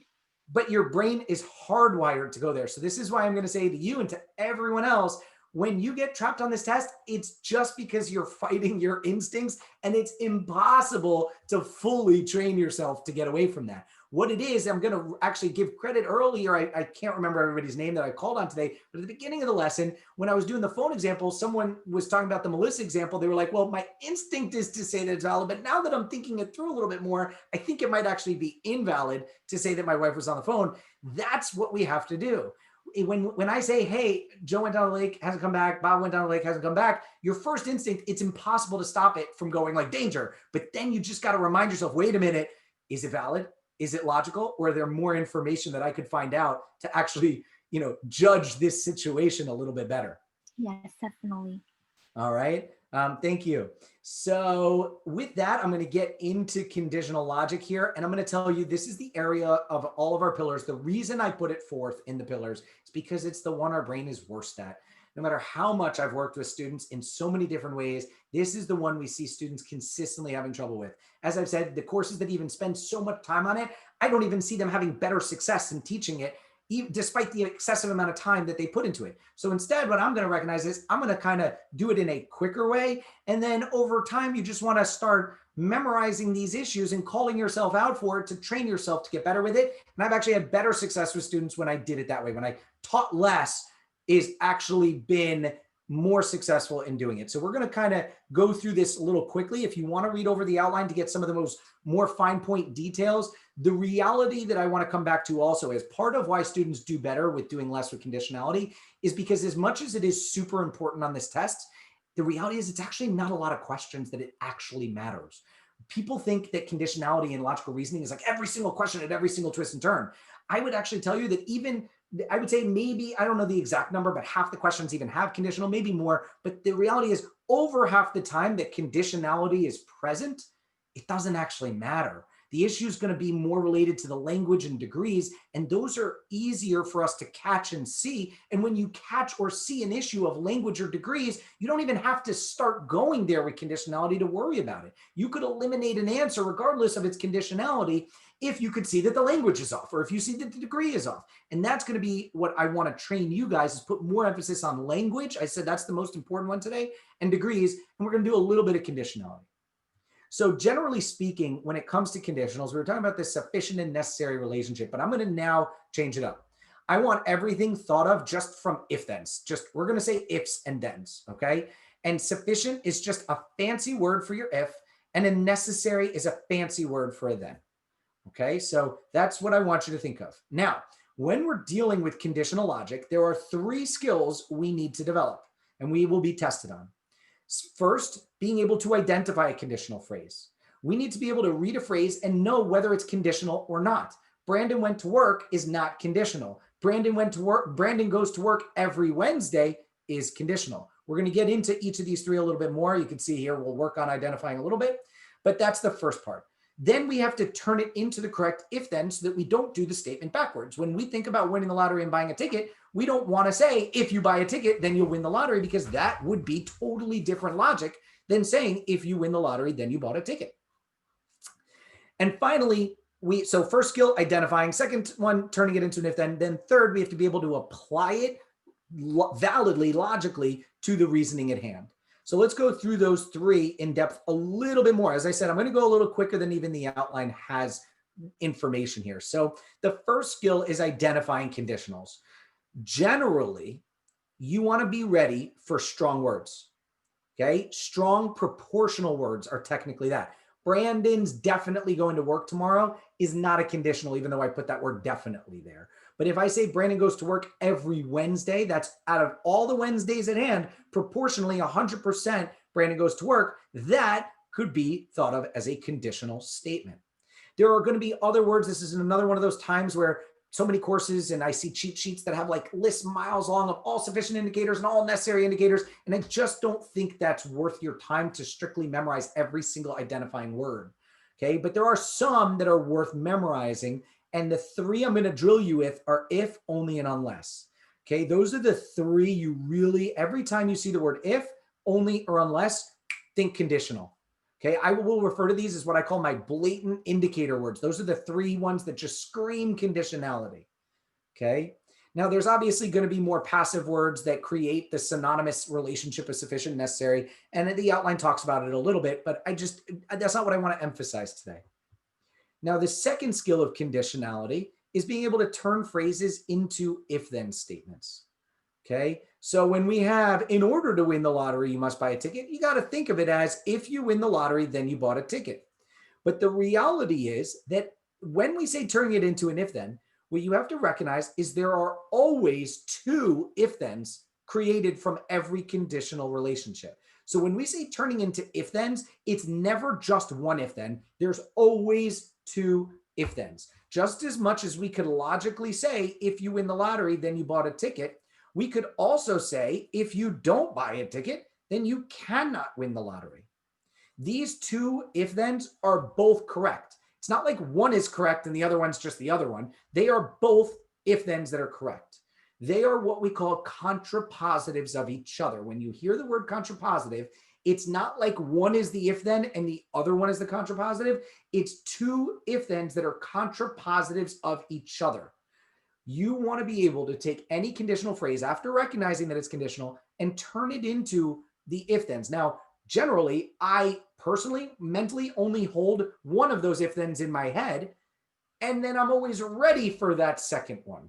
The outline will go through a little more formally of some of these if you want to do it slower, but I'm going to go through it a little bit now, where the idea of highlighting that conditional, if you're able to create an if-then of if A then B, we can symbolically think of it as A arrow B. This will help us visualize in our head that relationship, that it goes from A to B. This is the ubiquitous symbol that everybody's using because it literally dates back thousands of years to the ancient Greek philosophers, Aristotle, Plato, Socrates, etc. Okay, and so we use that symbol. If A, then B, symbolically is that. Now, if you are trying to think about the contrapositive of this if then, the formula is to flip the variables around the other side of the arrow, and then we're going to negate both sides. So the opposite of if A then B is not B, arrow, not A. And yes, this little tilde there symbolically represents the negative. This is coming back to when I said earlier, we need to be able to negate ideas. So the tilde would be not B, arrow, not A. This is, if we think about it from back up here, the if you win the lottery, then you bought a ticket could be thought of as winning the lottery, arrow, ticket. And then reversing it and negating is if not ticket, then you don't win the lottery. That's contrapositive. That's the formula. Now it gets a little trickier. We don't have to do this too often. So that's why I'm going to go a little fast, even though it can get tricky. Again, I'll be reinforcing this throughout the course. But the idea is that if you have like an if A and B then C, you can symbolically represent that with like a plus, A plus B, arrow C. But when you do the contrapositive, when you're negating an and, it has to negate to an or. So the flipping, so C would go first, but negating it, so negative C.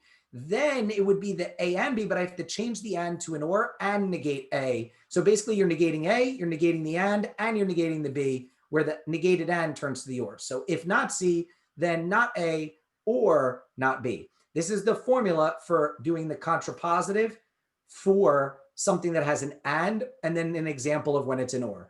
If A, then B or C would be represented like that. And if you do the contrapositive, because we have to negate the B, negate the or, and negate the C, we end up with not B plus not C, arrow, not A. Sorry, my right click won't go away. Let's try that. Oh, what is going on right now? My computer's on the fritz here. It's like going nuts. Let me stop that here. I think I need that, right? Okay. I don't know what's going on. This is just pasting right now. How do I turn that paste mode off? Read mode? Nope. I might have to close out of this and close and open it back up. I have no idea what's happening to my computer right now. All right, let's do this. Lesson 1, LR. LSAT Wizard, lesson 1 main outline, LR. Oh, right, it's LR, lesson 1 main outline right there. So we're gonna open it up back there. I apologize for that there. We're gonna come back to this down here, and we're in this conditional idea down here. All right, so this is where we were. So in terms of that, that's where we were right down here. So now using conditionals in the LR section. So when we're actually trying to see it with the verbal idea, it's not just going to be A and B. This is where conditionality overlaps with language. And what I'm going to tell you is over half the time that conditionality comes up, the true issue they play around with is actually going to be the language, which is why I emphasize that pillar of language over conditionality. Now, when you're dealing with conditionality, you do not want to forget then the language, that parts analysis. I'm going to refer to those parts as the keywords. So if you get a phrase, if you go to bed early, you will wake up refreshed. I do not want you thinking of this as like B arrow W for like bed early, arrow, wake up refreshed. A lot of people do that. They do these like symbolic representations of bed early, B, E, arrow, W, U. I don't want that. I want you pulling out the words, and we would represent it by actually typing out here, okay? We would actually want to type out on here, bed early, the word bed's early, arrow, wake up refreshed. On this page here, this is where I was gonna type. We actually want it to say bed early, arrow, wake up refreshed. Now I have an entire exercise here for you to practice doing that. And I have the answers to this so that you can make sure you're pulling out the right keywords. And then what I want you to do is write out both if-thens of whatever if-then it is plus the contrapositive. And I have the answers here. It's a good exercise for you guys to practice. Now there's other formats of conditionality. For example, if it says you will get good grades only if you study. This is one of those words I wanted you to memorize. Only if doesn't mean if study, then you get good grades. Only if actually creates what we call the necessary condition or the then. So it would be if you get good grades, then you study, or the contrapositive, if you don't study, then you don't get good grades. That would technically be the correct answer for that. Again, I'm going to go faster because there's an exercise for you to just drill this down, and I have the answers already typed out at the end of this exercise. There are some other words I want you guys to practice and memorize these few, the if, only, and unless, and the variants, and all the answers are here for you to practice. So that's why I'm going a little bit faster, so that, because I said, no matter how much time I spend on it, people are still like, Brandon, that doesn't make sense to me. It's just something you have to come to memorize. As much as I hate memorization, this is one of those few things that I want you to memorize, if, only, and unless. Now, in terms of applying conditional reasoning, there are three ways that we apply conditional reasoning validly. First, we use the transitive. It's simply if A then B, if B then C, thus if A then C. Essentially, we're doing A arrow B, B arrow C, linking it up, creating that chain. We refer to that as transitive reasoning. We also have what I call the rule plus application, which down here is if A then B and Brandon has A. Now that's something that we have to get down and make sure that we're following the pattern correctly, but it's where we get examples. So anyone that's tall is good at basketball. Brandon is tall, or even when I did earlier, Brandon's the tallest in his family. That was trying to use that rule plus application. And notice how when I did that, anyone who's tall is good at basketball. Brandon's the tallest person in his family, therefore he must be good at basketball. The jump was tall to tallest. It had nothing to do with conditional. You didn't need to know conditionality and break down conditionality to catch the mistake in that one. But technically the reasoning format would be this rule plus application in terms of I had an if then, anyone who's tall is good at basketball, if tall then good at basketball. And I tried to apply it to a specific circumstance of Brandon. Now, a rarer issue is what we call the overlapping sufficients, which is like if A then B, if B then C, if A then B, and if A then C, thus if A then B and C. Okay, it even gets more advanced with some of that stuff, and I'm going to get into it in a second, but that's the basics. Now, before I go on, what I want to do then is go back to my notepad here. So I'm going to call on somebody now. Brittany. Hey, yeah, I'm here. Hey, can you hear me? Yep. All right. So if we have a statement that says, if you go to bed early, then you'll wake up refreshed. That's what we have here, right? Bed early, arrow, wake up refreshed. Mm-hmm. Right? Now, if I have this, Brandon went to bed early, thus he will wake up refreshed. This is an example of that rule plus application. But the question that we have to do is decide if it's done validly. Is this a valid application of that condition to this situation? Yes. Okay, so you're saying valid. Okay. What about this? Brandon woke up refreshed. Thus, he must have gone to bed. He must not have gone to bed early. Wait, sorry, I'm ahead of myself in my head. He must have gone to bed. He must have gone to bed early. Have gone to bed early. Valid? I don't think so. Why not? I want to say because must introduces necessary. So this is where I'm going to tell you, as I said earlier, I want you to get away from sufficient and necessary, and we're just going to come memorize 4 specific patterns of this arrow, and just remember it as like patterns like 1, 2, 3, 4 are the actual directional patterns that we're going to discuss. Okay. This one is going with the flow of the arrow in a positive way, right? This is bed early to wake up refreshed. So we're going from this, following the flow of the arrow to that in a positive way, right? That's valid. What is this one doing? Is it going with the flow of the arrow or is it reversing the direction?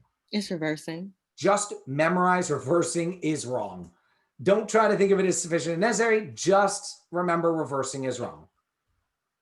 Okay? Formally, there is a term that you never need to know for LSAT, but you'll hear me use it at times. This is called converse pattern, which means that you're reversing it. When you reverse the direction, it's formally called converse. But just if you just said to me, like, it's wrong because we reversed, I'm cool with that. That's totally right. Okay. Don't try to worry about sufficient, necessary, confusing, sufficient, necessary. Don't worry about that. Just memorize this direction of the pattern. Okay. Now,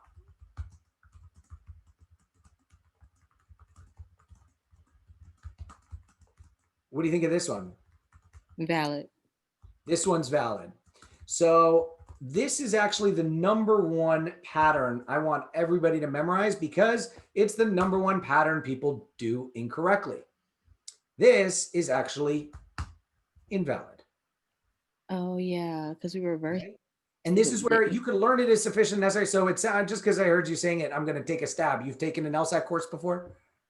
I'm currently studying. Yeah, take it in January. Yeah, but you're like, this isn't your first LSAT experience. No. Okay. And the course you're taking, you don't have to say the name of it, but they're emphasizing those terminologies of sufficient and necessary. And this is where no matter how long you've been studying, I'm curious, how long have you been studying? Since July.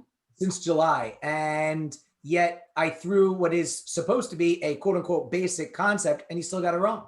That's not an attack on you. This is what I said at the beginning. No matter how much people study it, this is the one our brains are just terrible with.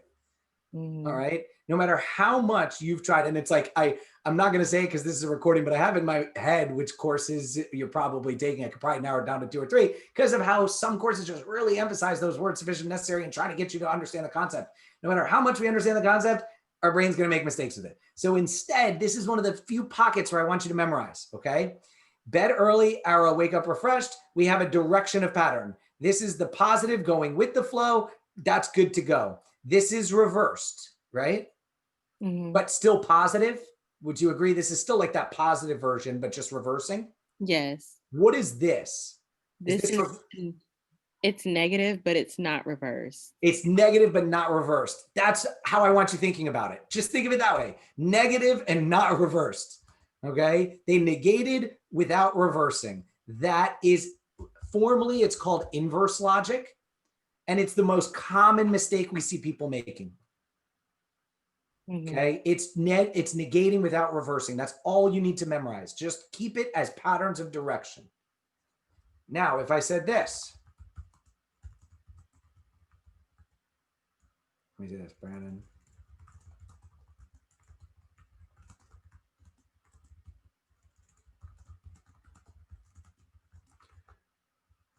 Brittany? That's valid. So this is negating and reversing? Yes. And negating and reversing, what did we call that? The contrapositive. So this is attempting that contrapositive pattern, right? I'm going to tell you as I wrote it, I trapped you again. What? How? Why? I want you to figure it out. I'll give you a hint. It has nothing to do with the conditionality of it. This is where the LSAT knows when people see conditionals, their brain's like, conditionality, sufficient, necessary. And even the people that do learn it as if, thens, or directions, they're so focused on that. What did I say today is the number one issue that I want you focused on, Brittany? Language? Language. Read it for language. Okay. What was the initial conditionality? Going to bed early. Makes Right. you wake up refreshed. Okay. What does that say? You do not feel refreshed. Is that properly negating this? No. Why not? Not feeling and not waking up isn't the same thing. Yeah, it's 4:30. I've already done about 6 hours of LSAT today, and it's getting late here. I don't feel as refreshed as maybe I woke up. Mm-hmm. Is that even like an ambiguous thing, or is this like definitively different? Like, is this language even possibly on target, or is it like, no, that's definitely not on target? I'm going to go with definite because it's not. Yeah, it's definitely not on target. It's wrong. It's just flat out wrong. You got to catch that subtle switch here that instead of Brandon does not wake up refreshed, Brandon doesn't feel refreshed. That's very different than how you wake up. And that's just got to start clicking with language. That's that pillar of language coming into play within conditionality. Make sense? Yes, it does. So to be valid, if I said Brandon did not wake up refreshed, thus he must not have gone to bed early. Now we have the valid contrapositive. Mm-hmm. Okay? Yes. All right. Thank you, Brittany. Thank you. All right. So that's what we have to be ready for with conditionality. And I don't lose track of language. So that's going to be going back to this. The basics, that's the 101. I want that, these 4 patterns as it's written here, going with the flow or against the flow, positive, negative, just memorize those 4 patterns. We're going with the flow. That's correct. An easy way to remember, instead of just thinking of it as 4 different things, one change of the flow is not enough. So if you reverse the flow without negating, that's not enough. If you negate without reversing, that's not enough. You have to do 2 changes to make it right.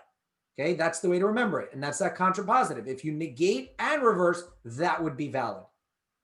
That's what we have to be ready for every time that conditionality is in play. But as I said, the reality is it actually isn't as, for a lot of students, that's where they're losing their points. I see conditionality being a big separator of students between that mid 150 range and getting really into that 160 range. That's where I really see it being important. But if you're lower than that in the, like, you're in the 140s or 30, I honestly think language is such a bigger issue for most people. And even students, as I'm saying, it's a bigger issue in that 150, 160, even for students in that range, that's still, language is more important. It's just conditionality is coming up the ranks quick on that. All right. Now, in terms of one thing that I'm going to, again, now I'm going to go pretty fast, but I'm just going to show my thing because a lot of people like to bring this up. What I call advanced conditionals, but I put it in quotes because technically it's not conditionality, but we use that same symbolism of like arrows to deal with. And it has to do with issues of when semi-strong and weak language comes into play with chaining language together. So we're chaining degrees together. So for example, most of Brandon's friends like football, and all football fans are males, as just an example. We have to be able to chain that language together and understand what type of relationships have. Now, the way that I like to symbolize, anytime you have a semi-strong degree, we want to think of the word most, and you could just put a little lowercase m in the front of it. I've seen so many courses, the number one thing I see courses doing, so if you're new to this, don't even try to think about this. I'm doing this for the people that have been studying other courses. I see all the time like A, and they do like the most arrow B. I hate that. I can't tell you how confusing that is to me. A 180 score, this is confusing to me. Okay. What I would do is most A, arrow B, and it makes so much more sense to put that degree at the front, and it's going to symbolically easier, but it's going to actually relate to the types of inferences, deductions we can make and when we can't make those deductions. So quickly through this, the idea is that if you get a most, you're going to put that lowercase m. If you get a semi-strong, you're going to do the m for most. If you get a weak, you're going to do a lowercase s for some. So like some of Brandon's friends like football would look like that, okay, with the little S at the front. Now, in terms of applying it to those types of applications we were talking about, if you have transitive A to B, B to C, the idea is that you can make a strong link. So if you have most A's or B's, and if B then C, you can combine that to say most A or C, because the link of B to B is strong. But in this one, if A then B and most B's or C's, because the link is between a semi-strong here, that is not acceptable. So when you have a most or some blocking it in front of it, you can't link a semi-strong degree. So that just doesn't work in terms of that transitive, and you have to be able to avoid that. They will do this mistake quite often on the test, and you have to be able to call them out for that. Now, next with the rule and application, those 4 patterns. If we have most A or B and Brandon has B, you can do the rule and application with probabilities. So if most A's are B and Brandon has A or is an A, you can do the definitive pattern of that positive with the flow to say he likely has B. Okay, that is acceptable. Okay, if most men like football and the only thing we know about Brandon is that he's a male, then we can say he probably likes football. Obviously, other information could change that, but by itself, that would be valid. But here's where it's not valid. You cannot do the contrapositive pattern with most and some. Most A's or B. If Brandon doesn't have B, we cannot say anything about A. So if we try to conclude he likely does not have A, that's not correct. So this is just understanding how the most and some aren't really truly conditionals. So there are these rules of where you can't do things that you otherwise might have if it was a strong degree. This last one of overlapping sufficiency, I'm not going to get into too much right now because this is something that only comes up about once per test. And I think of it as this much confusing for this many questions. And in a first lesson, I don't love teaching it. But the only one I am going to teach is, I'm just going to teach it. I'm not going to teach every in and out of it, I should say. I'm just going to teach it generally. The idea is if we have most A's or B's and most A's or C's, we have overlapping sufficiency, the ifs. The sufficient, remember, is the fancy word for if. So we have overlapping ifs. The question is, can we make a conclusion of combination here? Can we combine them? Okay. And the rule is, this is just a thing that I think of for overlapping ifs. Think of having a canvas. Okay. So if you have, so I'm going to just call on someone here actually. Timia? Hi, it's Tamaya. Oh, Tamaya, I'm sorry. No, you're fine. So, Tamaya, if we have a canvas, so stick with me with this. If we have a canvas that we have to paint, and I'm going to hand you some red paint and I'm going to hand you some yellow paint and some instructions of how much to paint red and how much to paint yellow. And I tell you your goal is to have as little overlap as possible of those 2 paint colors. Okay. That's your goal. If I ask you to paint most of the canvas red and most of the canvas yellow, is it possible to avoid any overlap? Or are you guaranteed to have some overlap? Are you going to? I believe you're guaranteed. Orange? Yeah. So if we say red and yellow and you paint the same area red and yellow, it's going to end up orange. So what is the minimum amount of orange that you'll have if I tell you to paint most of it red and most of it yellow? Maybe some. Would it be some orange, or are we guaranteed most of it to end up orange? Or could we just have a small amount of orange? I think we could have a small amount or some. Because we could have the minimum being just a small amount, right? Like just over 50%, and then just over 50%, we can conclude some. But because we can't, there's no way to have zero overlap, right? Right. So we would be guaranteed to have at least some. This is why most A's are B's and most A's are C's validly make some A's are B and C. All right. Now, what if we did the same thing here? If most A's are B's and some A's are C's. So I'm telling you to paint most of the canvas red and just some of the canvas yellow, with the goal being a minimal amount of overlap. Is it possible to avoid overlap completely? I believe so, because you could stop somewhere in the middle. Yeah, exactly. Like maybe just the left half plus a little bit red and then just a little bit of yellow somewhere else. Yeah. Right? It's possible. And so you can, when you get most A's or B's and some A's or C's, you can't combine those at all. So anytime you get those overlapping ifs, think of that canvas example with your job being as little orange as possible. I get into it a little bit more in the outline and some other examples, but that's what we want to be able to recognize. Okay. All right. Thank you.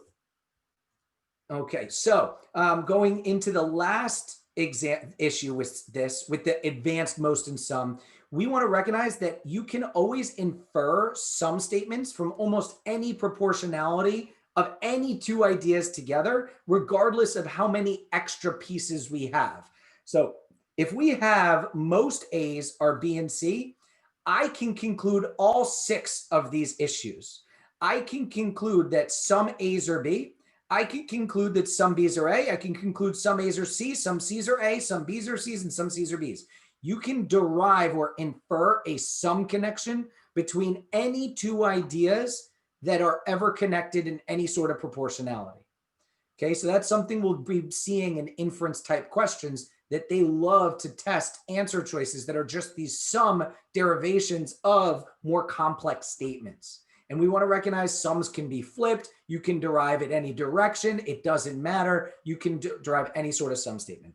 The only rule is you can't do any negatives, meaning no contrapositives. So we can't, if you see an answer, if this is all you know, and you see an inference question where they want you to know what's true, and they have this inference that says some A's are not B, we can't say that. Or some not B's are C, you can't say that. So we can't make any sort of inferences when we flip positive negative. You can make an inference with any two variables connected. So A and B, A and C, B and C, we can make any connection of just 2 of them as long as it's the same positive and negative. All right, so that's conditionality. Now, before we go on, I'm going to go into structure. Now, going back to structure, the idea is that structure is the ability to read a paragraph or a stimulus on the LR and understand the evidence versus the conclusion. But the idea is that there's going to be, I realize I'm still in language. Let me go all the way back up here. Okay, so there's going to be at a broad level 2 main formats. Maybe there's an argument where there is that evidence conclusion, and there's going to be just information. Now, on logical reasoning, overwhelming majority are going to be arguments. In reading comprehension, think of it overwhelming majority being an inference. In games, it's exclusively inference-based. They just give you that initial paragraph, and then they want you to draw conclusions from there. Okay? Now, logical reasoning is mostly going to be arguments, though. Now, there's going to be so many different forms of arguments. There's even different forms of information, and that stuff we're going to get into as I get into example. Just a couple things that I want to bring up is the idea that we have to be able to understand the different parts of an argument. And specifically, every argument has 4, or can have, there's 4 parts to assess, I should say. Not every time do you have all 4 parts, but a true argument in its fullest in the real world has 4 different things that we can attack. So if I said, Melissa thinks that Tom Brady is the tallest quarterback, and thus she says he is the best. Now, if I have this statement, notice I have that source idea that I was talking about, but this idea that I'm putting words in Melissa's mouth, and her idea is that because Tom Brady's the tallest, thus she's saying he is the best. We want to recognize that we can have up to 4 different roles at a main level of an argument.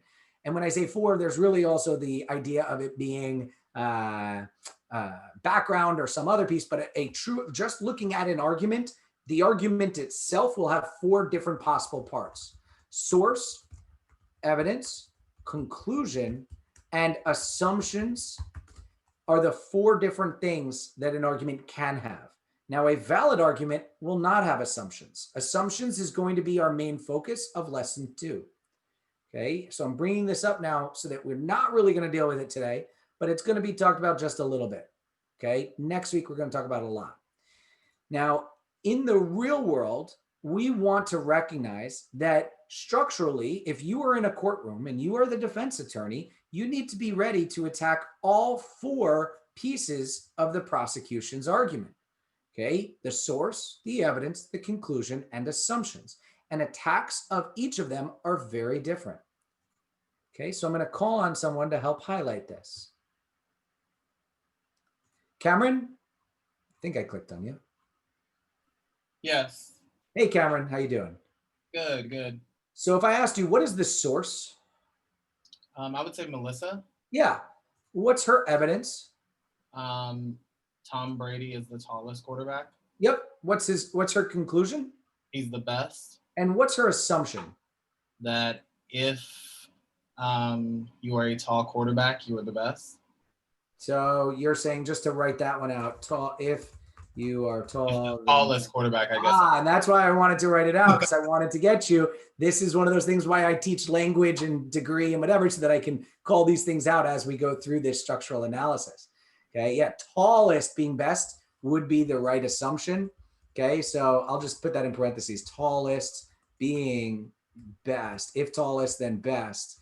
And we'll come back around to that more next week. We're definitely going to talk about that next lesson.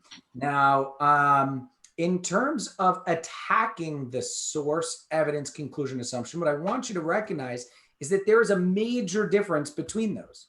So let's go through this. If I said, so we are reading, Melissa thinks that Tom Brady is the tallest quarterback, and thus she says he is the best. And I tell you that I can name 10 quarterbacks taller than Tom Brady. What did that attack?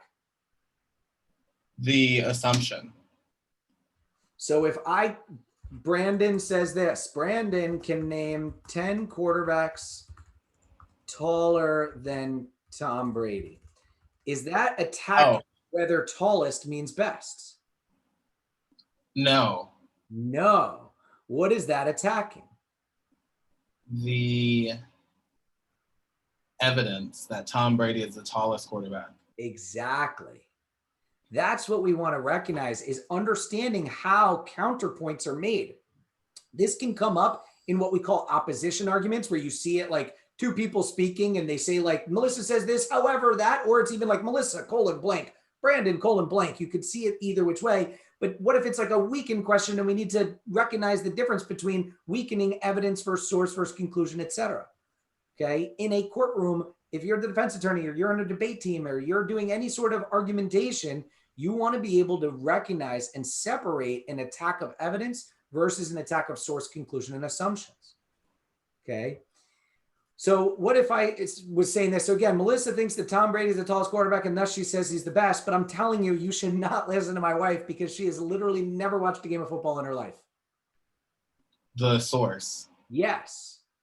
Okay. What if I said that measuring quarterbacks by height would be really a bad way of measuring skill?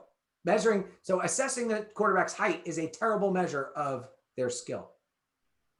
It attacks the assumption. That would be attacking the assumption. So let me give you an example here of something. So if we're reading, it says, Melissa thinks that Tom Brady is the tallest quarterback, and thus she says he is the best. And then it's like, however, Brandon says you shouldn't listen to Melissa because she's never watched a game of football. Not to mention, I can name at least 10 quarterbacks taller than Tom Brady. Not to mention that there are so many other skills rather than height for measuring a quarterback's skill. It attacks all of them. Can we now say that Brandon believes that Tom Brady's not the best quarterback? Yes. Because he attacked the source, the evidence, and the assumption. And you're right, but you're wrong. There's another one of those times where part of what you're saying is right and part of what you're saying is wrong. You are right in saying I did attack the source, the evidence, and the assumption. But that does not mean that I'm attacking the conclusion.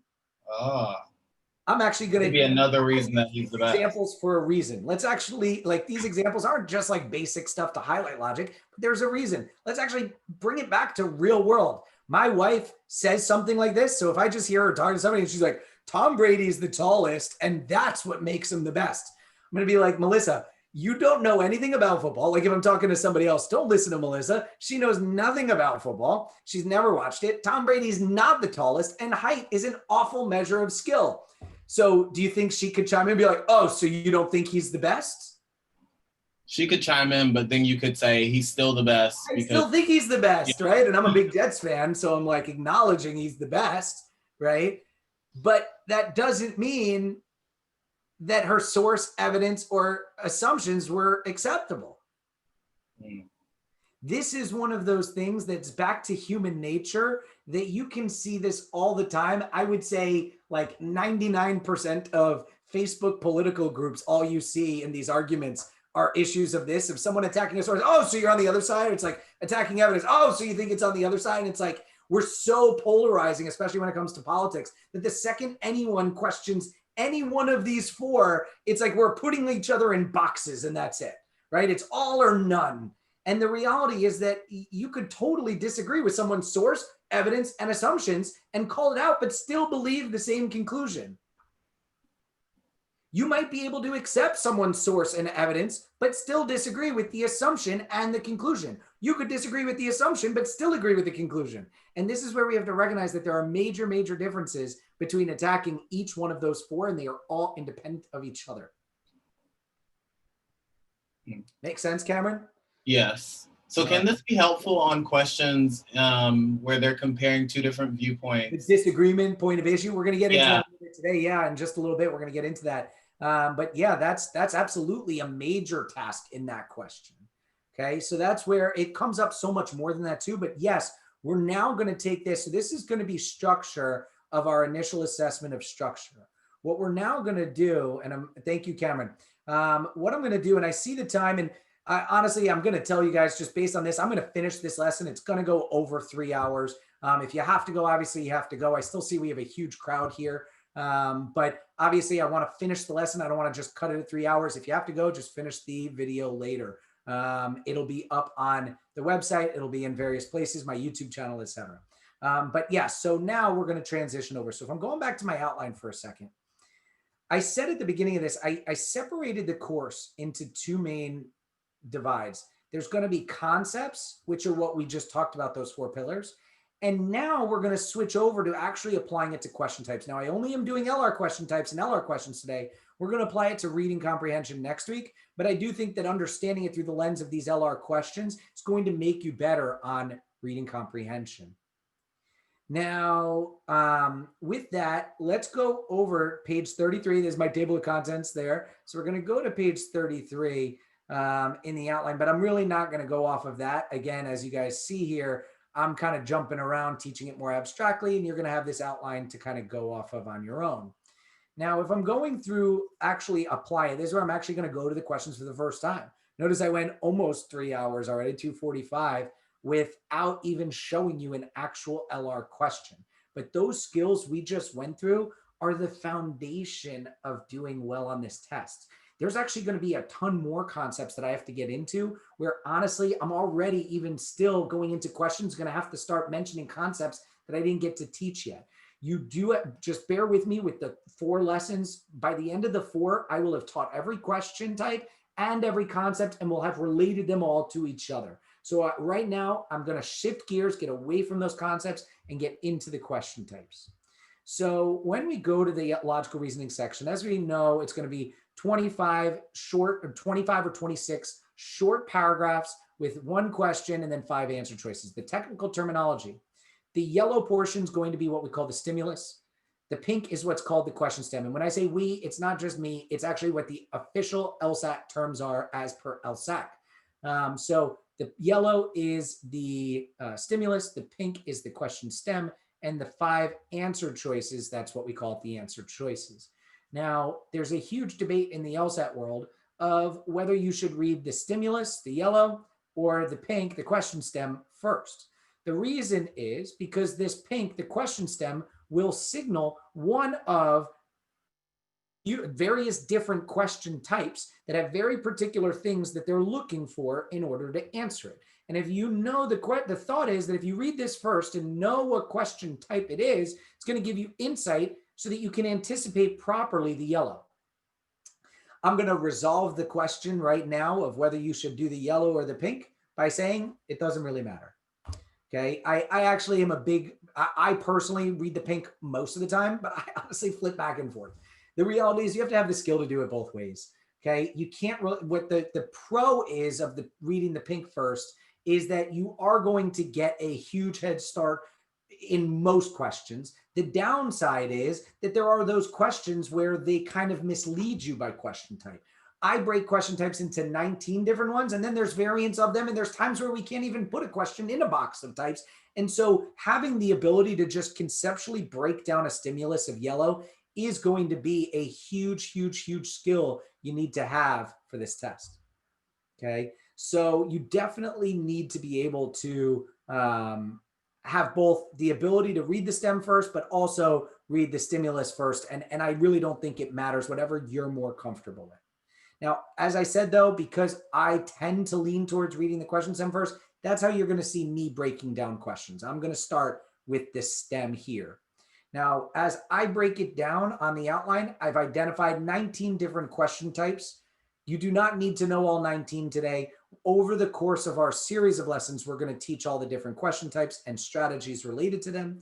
And at the end, you are going to get a cheat sheet that does have each of these questions kind of broken down specifically.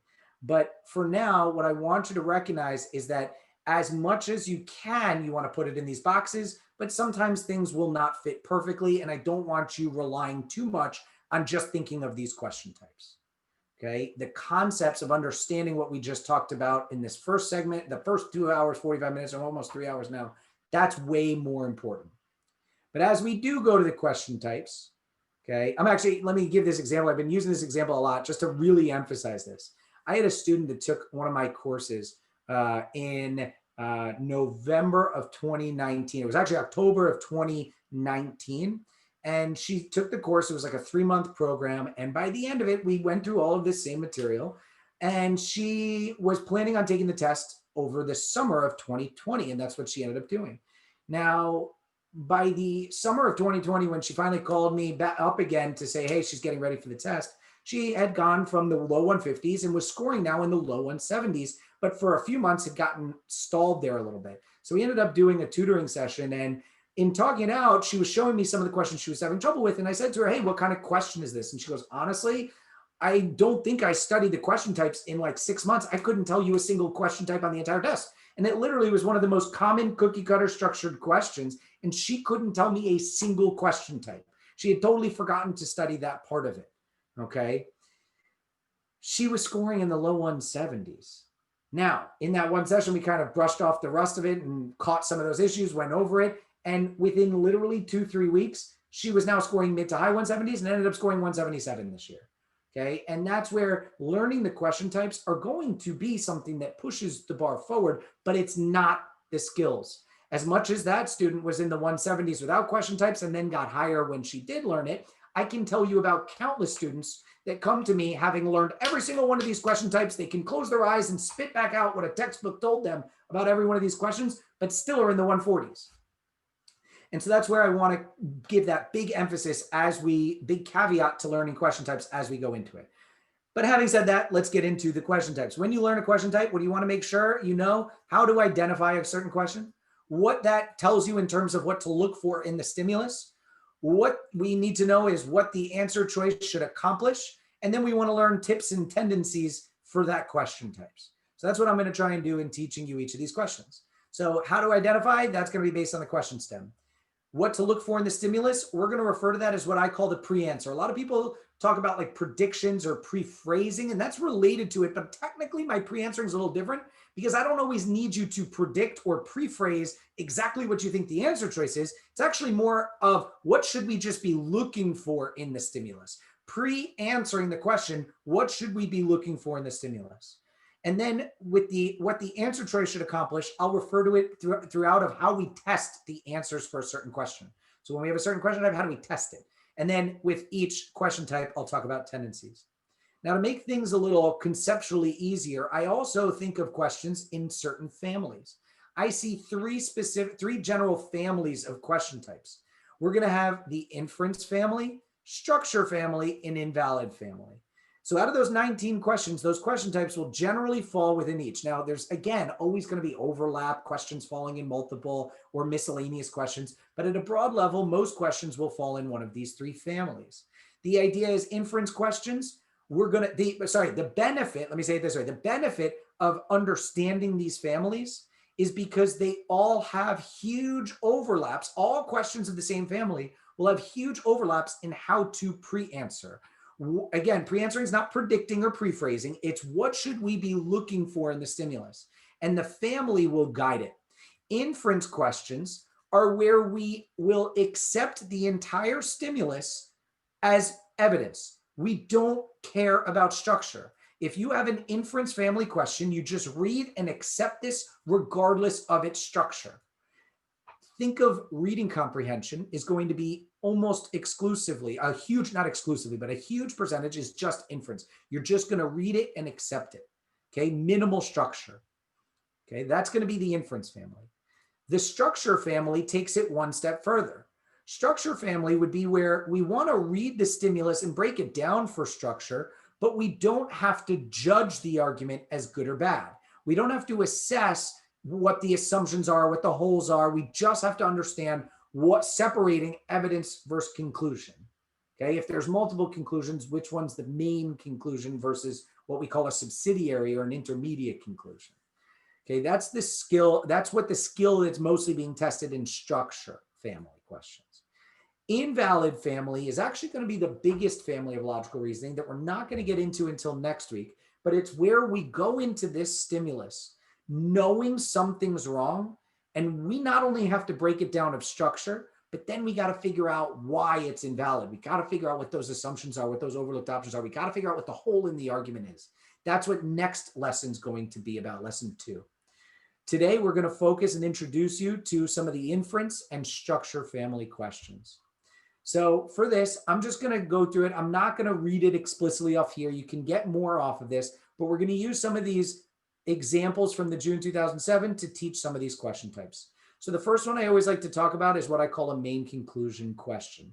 We're going to go to June 2007, section 2. When you see me doing sections, it's off of, again, for those that missed it at the beginning, I'm doing it off of the Prep Plus version, which some versions have different variants of section numbers, but I'm doing it off of the Prep Plus version that always has games first, logical reasoning section 2, logical reasoning section 3, and section 4 is always reading comprehension. Okay, so June 2007, section 2, question 1. So the one we're on. When we see this, which of the following most accurately expresses the main conclusion of the argument? What we want to have the ability to do is just identify the conclusion. So I'm going to give you guys a minute to read this, and then I'm going to call on someone.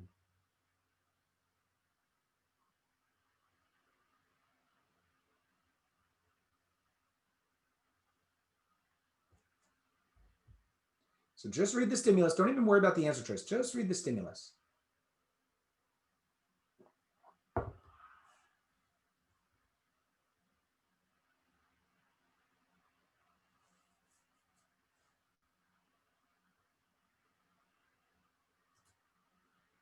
Alec. What's going on? You read the stimulus? I did. All right. So what's the conclusion? It seems to me that the conclusion is not all efforts to increase productivity are going to benefit the business as a whole. So you're saying what I just highlighted in yellow, yes? Yeah, I didn't realize how accurate what I said was going to be. And so what I was going to ask you, were you trying to read it word for word, or were you trying to kind of put it in your own words? I tried to put it in my own words. Okay, and this is where I'm actually going to emphasize, don't try to put it in your own words. When it comes to conclusions on the LSAT, it's again, one of those divides between our instinct and LSAT. Our instinct, as we're trained from like undergrad and high school and whatever, it's like summarize and put it in our own words. I want you to be able to just recognize when we're talking about IDing the conclusion. I'll talk about that a lot. I'll use the phrase IDing the conclusion. It's being able to highlight those words. Now, the pillar of language and degrees and conditionality come together for you to be able to rephrase it properly. But as soon as you try rephrasing, you're bringing those other pillars into the pillar of structure. To separate it, first just ID the conclusion, then we can assess language, degree, and conditionality of it to make sure our analysis is proper. All right? That makes sense. All right, so you just ID'd that conclusion. Now that we've ID'd that yellow, we want to try and pick an answer that's going to be perfectly as logically on target with that yellow as possible. Technically, it should be exactly on target with it. So I want you, Alec, to read through these answers and tell me which answer you think is reflective of that yellow.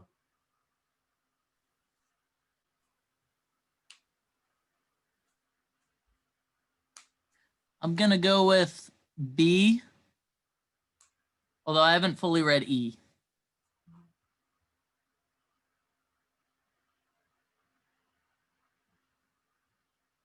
Yeah, I'm gonna go with B. Okay, so let's break it down. Language, okay? If we were looking at this, not all efforts to increase productivity are beneficial to the business as a whole. How would you break it into the parts of language? Well, I would say that some measures taken by a business are, I believe it's. So are you doing the answer choice or are you doing the yellow? Oh, sorry. And it's either way, you could actually do it either which way. Just to remind you guys, what we're trying to do is have two phrases, decide whether they're on target with each other. So we're going to break both into parts and see if those parts overlap with each other. So if this one's, if you're having trouble break this down, you can go to B. So this says some measures taken by a business to increase productivity would be Is that discussed in the yellow? Is that the same scope in the yellow? All efforts to increase.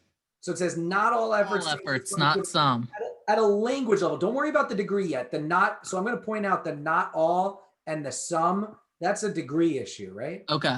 Let's just look at efforts to increase productivity are beneficial as a whole is what they're saying there. Is measures taken by a business to increase productivity discussed in this yellow? Is that the same language? Yes. And now the fail in this answer choice is also going to relate to the degree, but looking at the second half, being beneficial to the business as a whole. Is that what they're talking about here? Yes. Yes. Now we got to assess the degree. So this says some of them fail. Is that the same as saying not all of them are beneficial if some fail to be beneficial? So this comes back to that pillar. Would you say that the B is strong, semi-strong, or weak? I would say it's weak. Weak in the positive or negative? Some, I would probably say in the negative. Some is positive, but the fail makes it what? Negative. Yeah, so some of them fail makes it weak in the negative. When they have not all, what would you say that is? I would also say that's weak negative. Then that's totally on target. Perfect. Okay. Now conditionality would be making sure that if there is conditionality that you're saying it in the right direction, but this is not a conditional phrase, so you don't even have to worry about it. So that's your 4 pillars coming into play to get you this answer. Perfect. All right, perfect for you. Awesome, thank you. All right, I'm going to call on someone else now. So actually what we're going to do, we're going to go to question, I think it was question 10, right? Question 10, yep. We're going to do one more of these main conclusions. So now I want everybody to try on their own. I'm going to give a minute. I'm going to lower all hands. Everybody read and try question 10, and then raise your hand when you're ready to answer.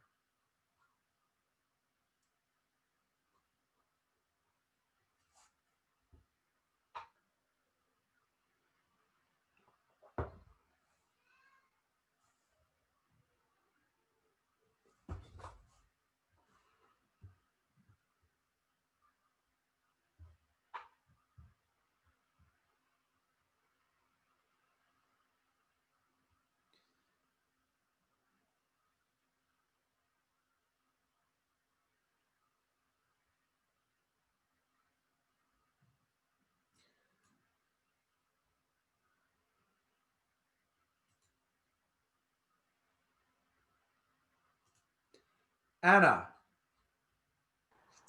Hi. How you doing? Good. How are you? Good. So let's start off. This is a main conclusion question, which we said we want to ID the conclusion first. This is one of the most straightforward question types we have. We just want to ID the conclusion. Which one would you? So I'm even going to do it this way. I'm going to break each sentence into a color. So there's like yellow, pink, and orange. Which one would you say is the conclusion? Yellow, pink, or orange? I want to say yellow. Now, are you confident with that? 75%. All right. So this is where I wanted to get into. It gets a little more challenging to ID conclusions. We're going to have an exercise as part of the homework where I want you guys to just be able to always pull out the right conclusion. That's what the test is in large part for these questions and even in other ones as well. We'll get into homework in a little bit more later, but the idea is that structure, as with so many skills, is a balance of our conceptual ability and memorizing tips and tricks and rules of thumb and lists of words, etc. Now, the conceptual is the conclusion. A conclusion is a line that has proof for it. So we've got to ask ourselves, is the yellow trying to prove pink, or is the pink proving yellow? Is the yellow and pink proving orange? And it's that question of proof. What's proving what? That's the conceptual. And that's, I think, maybe what you're relying on there. But there's also going to be rules of thumb in terms of actual formal language that will give you like words to memorize evidence versus conclusion and rules with that. Now, I will always try to explain from those rules, but in execution, I want you guys relying on the concept as much as possible. I don't want you having to stop and break it down and look for this and look for that. But if you are having trouble, the rules for look for this and look for that, it's always transition words between phrases that will give it away. Words like thus and therefore, or since and because, and the outline will break some of it down, and through the examples and homework, we're going to go into it more. But the ability to identify the conclusion is based on the transition words. Now, Anna, what transition words are in this stimulus? They help and clearly, therefore double-blind techniques. Did you say therefore?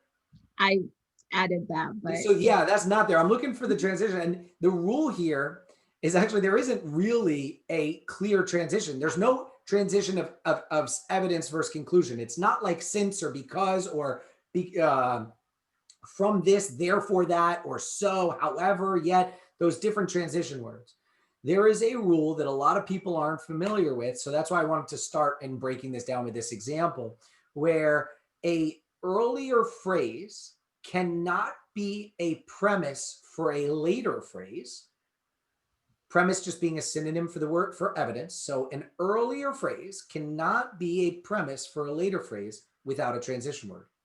So another way of saying that, the only way earlier phrases can be evidence for later phrases is if there's some sort of evidence or a conclusion indicator. Without that, the earlier phrase would be the conclusion. Later phrases, chronologically, can support earlier phrases without any sort of transition. okay. And that's exactly what we have here. The yellow is exactly the right main conclusion. The rest of it is being proven, is used as proof for why we should be used whenever possible. We should be using the double-blind techniques. Okay. So which answer choice did you pick?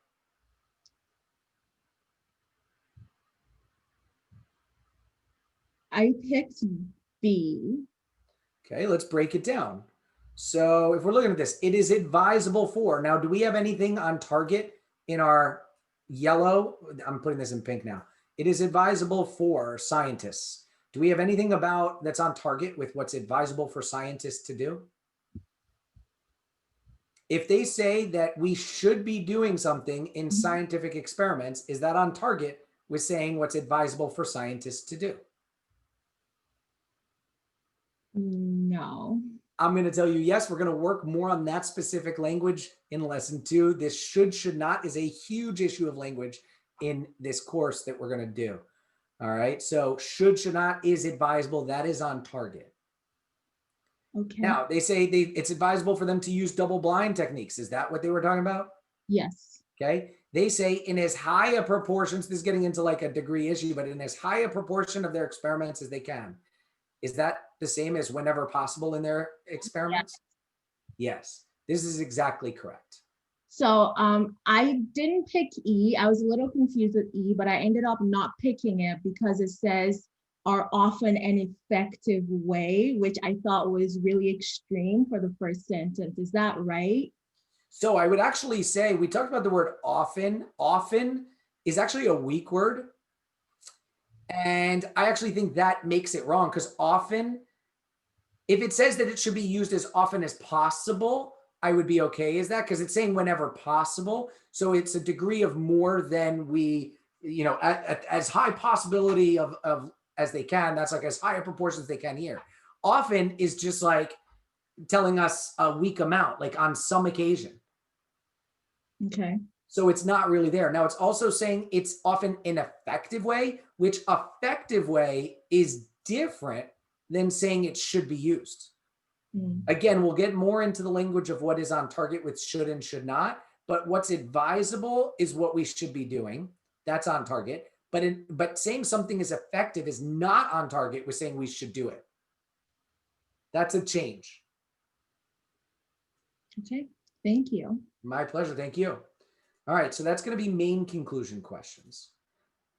Next, we're going to go to a role of a phrase question.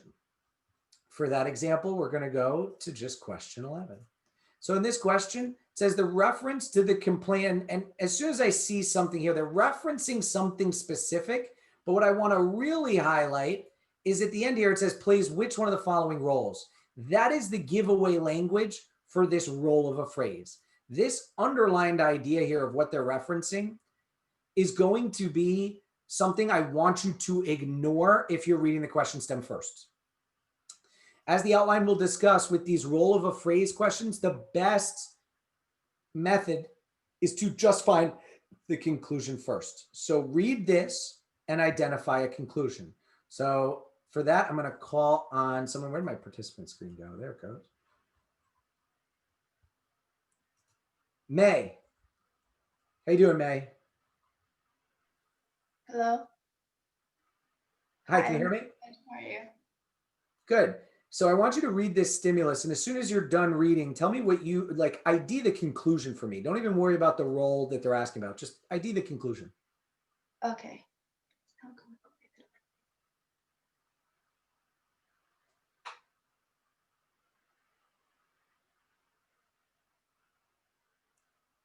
Um.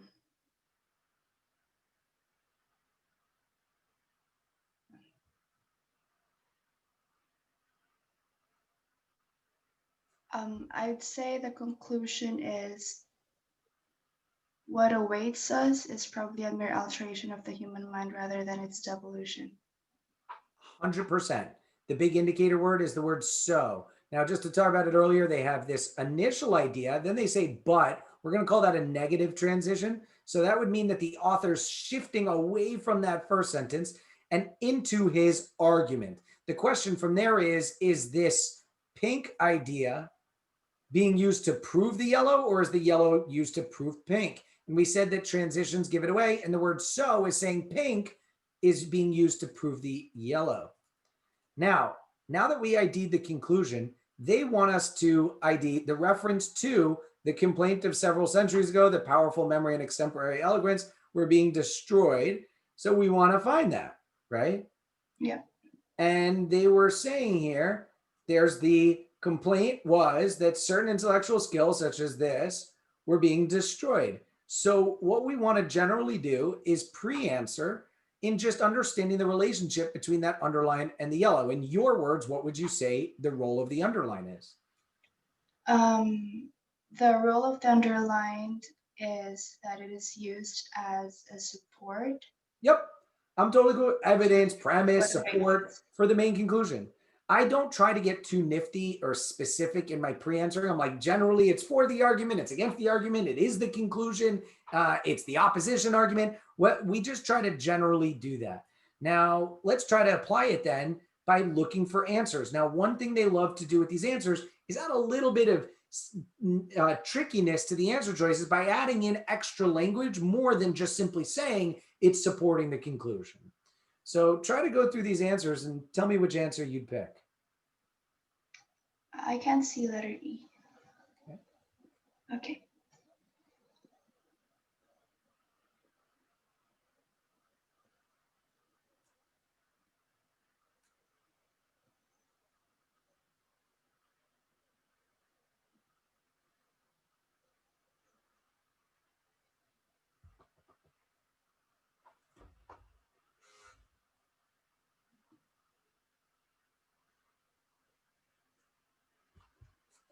And I'll go back up to A for those that didn't see it too.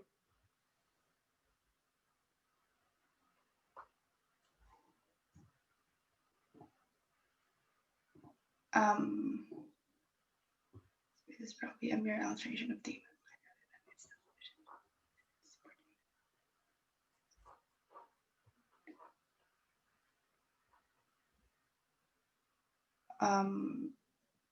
I'm not sure. So let's go through it. So evidence supporting the claim that. So that part, do you like that part so far? Yes. Okay. Now so this is saying already labeling the underline. So we've already kind of checked off the underline, but they're saying the claim that. So this is introducing the conclusion. Is the pink the conclusion? No. If the answer is no, then this is not the right answer. So let's eliminate it. Is this underline an illustration of the general hypothesis being, so what they're saying here, an illustration would be an example of, the general hypothesis would be the conclusion. So they're saying that this here being advanced, the hypothesis being advanced, sorry, would indicate the conclusion. So pink is the conclusion. Is the pink the conclusion? No. No. So then we wouldn't like that one. Now, let's see this more generic description. An example of, so that's saying like evidence or an example of cultural change. Is this an example of a cultural change, the underline? Can we say that language is on target there? Yeah. Yeah. Okay. And that did not have a detrimental effect on the human mind overall. So was it an example of that? Is it an example where there was no detrimental effect on the human mind overall?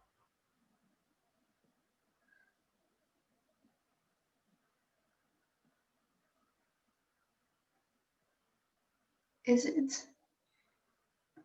If you're not sure, let's keep going. Evidence that, so evidence that the claim,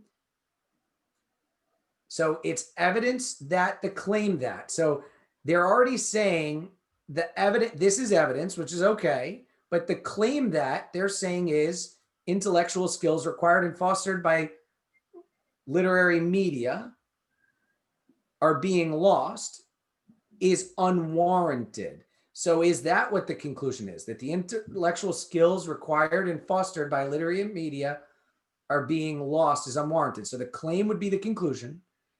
No. So what was that initial position this is countering? What is the complaint that we were countering? And it's actually going to be this pink up here. Electronic media have corroded. Okay. So this, what I actually meant, I kind of trapped you in how I was saying it. I said it backwards. So it's evidence that this claim is unwarranted. So that would be describing the opposition that the author is attacking. So is this pink that pink? And was the underline attacking the pink? That's what it's asking. Yes. Yes. Okay. Does that make sense? Yeah. Okay. So that would be the correct answer. We good with that? Yes. Okay. Sorry, I'm seeing the time and I want to keep moving, so I apologize. That's why I'm looking at the notes and covering my notes of what I want to cover. So thank you, May.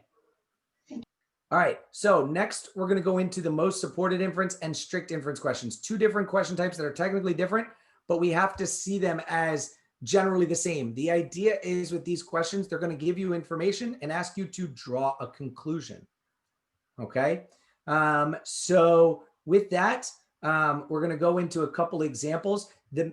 First, we're going to go to this section 222. This question says, which of the following is most strongly supported by the statement? So they want this stimulus to support the answers. That's going to be what we call a most supported inference. Okay, most supported inference. Now, the difference between a strict inference would say which of the following must be true. The conceptual differences are most supported, we brought up at the beginning, allows for a little more of these language jumps or softer jumps that are in that gray, but within the level of LSAT common sense, plausibility, and superfluousness. All right. Now, generally speaking, at a pre-answering level, for these inference-based questions, we don't want to think of structure. We just want to read and accept it and try and draw together connections as possible. I just see some hands up now. Is there, but I'm going to go into this question first. I'm going to lower everyone's hand and then we're going to go into this question and then we're going to answer it. So what I want everybody to do is try read this question and try to pick an answer that you can support based on that stimulus. So this is going to be your evidence. Okay. And then the answer choices here are going to be able to be proven and are going to be on target with something in the stimulus. So I'm going to give you guys a minute now to try and answer that.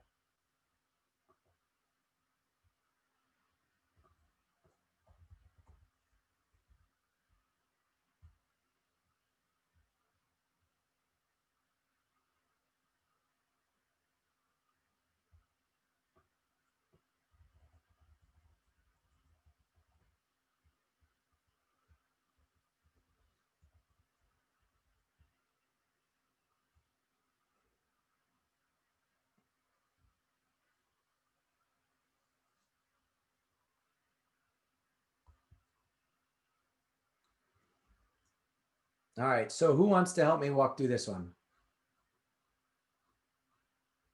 And I know I didn't show E yet, so I'll actually give E a second and then we'll go to that.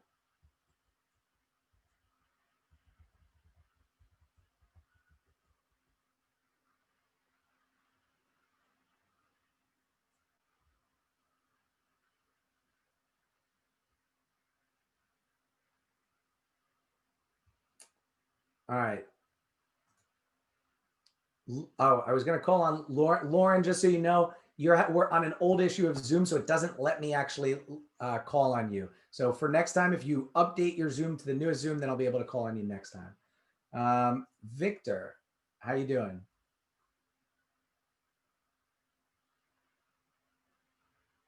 Victor? I'm well, thanks. Hi, I'm here. I'm well, thanks. Thanks. So yeah, so basically my thought with these inference questions, as the outline will say, is we're trying to just read and accept this information. If we can draw links between phrases, we want to notice that. So as language comes up, being able to go one phrase to the next, to the next, to the next, understanding the overlap in language and degree, that's important. But at the end of the day, I don't need you pre-answering that much as long as you can back up your answer. So what answer did you choose? Actually, I haven't chosen an answer yet. I was just trying to kind of take it all in. Sure. And I also, A was not up. Gotcha. Yeah. So I know the argument or the statement is news media rarely covers local politics early, and local political business is usually conducted secretively. And then we have all the supporting evidence after that. So this is actually where there's not a conclusion. That's what we were saying about these questions. It's not like one phrase conclusion, the rest support. It's just a bunch of information, except each one of these is evidence. You need to pick any answer you'd be able to prove. Okay, so as we go through our answers, I call this working backwards. You want to go to answer choice A, think about the language, think about that language. And so our 4 pillars, structure is going to be moot in these questions. Okay, so language, degree, and conditionality. So we want to be aware of the language, degree, and conditionality of A. Okay, so this says particular acts of resident participation would be likely to elicit a positive response from local politicians if these politicians were less isolated from the electorate. Do we have support for that idea? Is that something that we could prove? Yes. How would you support that? Which information up here? These factors each tend to isolate local politicians from their electorates.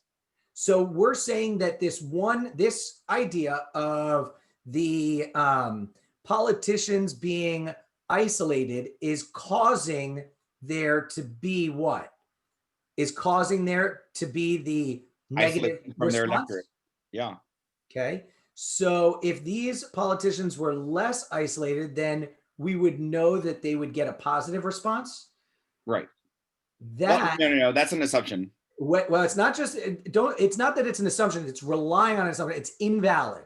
Right. Now, why is that invalid? That's going to come back to the pillar of conditionality. Exactly. A is a conditional, okay? Were we told here that if they were more isolated, then there was negative responses, or if they were less isolated, then there was positive? Right. They were less isolated. This answer choice is saying if they're less isolated, then there's positive, when this stimulus is telling us that being isolated contributed to negative responses. Right? Right. So that is what we call the inverse logic. That was that pattern of conditionality here. When we did these 4 patterns earlier, you're doing the negative, but going the same direction of our chain. All right. So we can't pick that. What about B? Now, I'm going to point out local political business should be. This is about what should. Yeah, I would kick that out right off the bat. This is going to be language we'll talk about, as I said, more in the next lesson, but there's no language to back up what we should or should not do. Yeah, that's a no. This says the most important. Nope. Now, one of the tips that's going to come up on these most supported inferences in general, degree is huge in your answer choices. Correct. Okay. We want to be aware of stronger degrees in the answers because it's harder to prove stronger answers. And here, the most important, that's going to be a degree that we cannot back up in this stimulus. Yeah. Now, this says more frequent thorough coverage of the politics would reduce at least one source of discouragement. Now, that degree is much softer, weaker language. So this is sort of like A, but less guarantee, right? The problem with A was that if we get rid of less isolated, that doesn't guarantee for sure positive results because there's going to be so many other factors that could relate to this. These are just one factor. We're actually I'm going to preview a concept we're going to talk about a lot next week of one factor as conclusive. This is one factor. A is taking it as a conclusive factor, where this answer is saying that we would reduce at least one. So what do you think of that? I will keep that now and I'll look at E. Well, okay. If the resident participation in local politics were not discouraged, this would cause them to be less isolated? Again, another invalid answer. Why is that invalid? Because there's a lot of assumptions there and if you which pattern is it? And this is where it's not just good enough to say right and wrong. I'm going to train you guys much more over the coming lessons how to say why it's wrong. So why is it wrong? Because it's backwards. I need to memorize this really. Okay, this is backwards. This has, notice the if then. This created the if then, so it brought up conditionality. Is this the direction they said that if we were not discouraging, then it would cause them to be less isolated? Actually, I'm sorry. This is, I'm sorry. I saw the conditionality. I was thinking backwards as I'm reading it. It's also trying to apply conditionality. We're trying to draw conditionality. Was this actually even strong conditional language in the stimulus? And the answer is no. This was cause and effect degree. This was not strong in the stimulus. And so we're trying to do that contrapositive off of a non-strong language. Remember when I talked about the more advanced conditionals? You cannot do contrapositive on anything other than strict conditionality. Okay. So this is saying that this thing caused discouragement. So if we weren't discouraged, then it wouldn't have been that thing. They're trying to do that negative and reversing. So they are trying to do that contrapositive pattern, but they're doing it to a causal degree, and that makes it not valid. Yeah. All right. Thank you. So, D, thank you so much. All right, perfect. So just for time, I'm going to keep going because I see where we're at, and I'm going to go a little bit faster. So we're going to go to a strict inference, which is section 3, question 22. So strict inference is going to be more of what must be true. There's not going to be that most supported. Sometimes you'll see could be true, could be false except, those types of variants. Most of them are going to be the must be true idea. This says which of the following statements follows logically. That's the idea of strict logic from the statements above. So valid, it's going to be 100% valid. One of the biggest correlations we have a lot of question types that have certain correlations. Strict inference will correlate with conditionality. So that most supported inference, we didn't have conditionals. They were trying to trap you with conditionals. Here, we have a high likelihood of getting conditional reasoning. and we're going to want to maybe make some connections of chains or deductions based on that. So I'm going to give everyone a chance, try and draw an answer that you could validly prove using some of those concepts we talked about today. So I'm just going to start the clock, a minute or so on the clock for this one.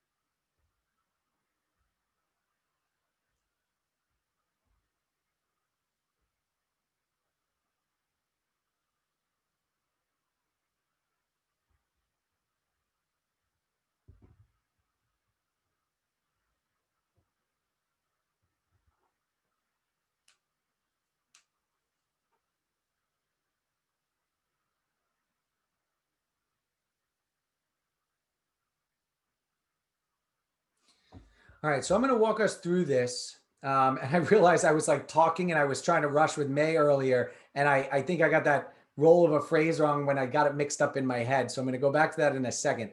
But with this one, I'm going to explain it here. So this one is a drill of conditionality here. And what I'm going to do is try and get this. Why is it not? There we go. Okay.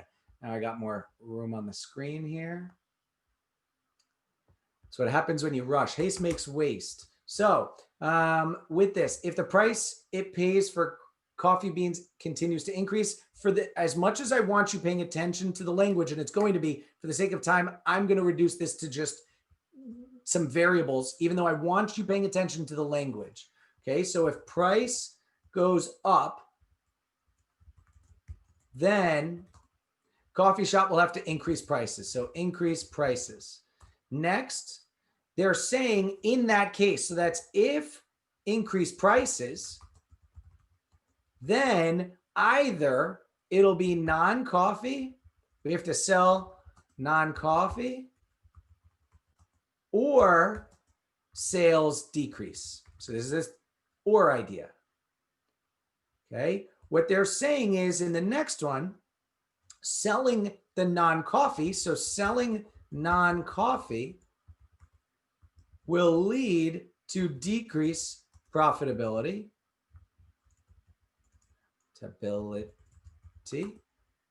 Profitability. Sorry, I can't type today.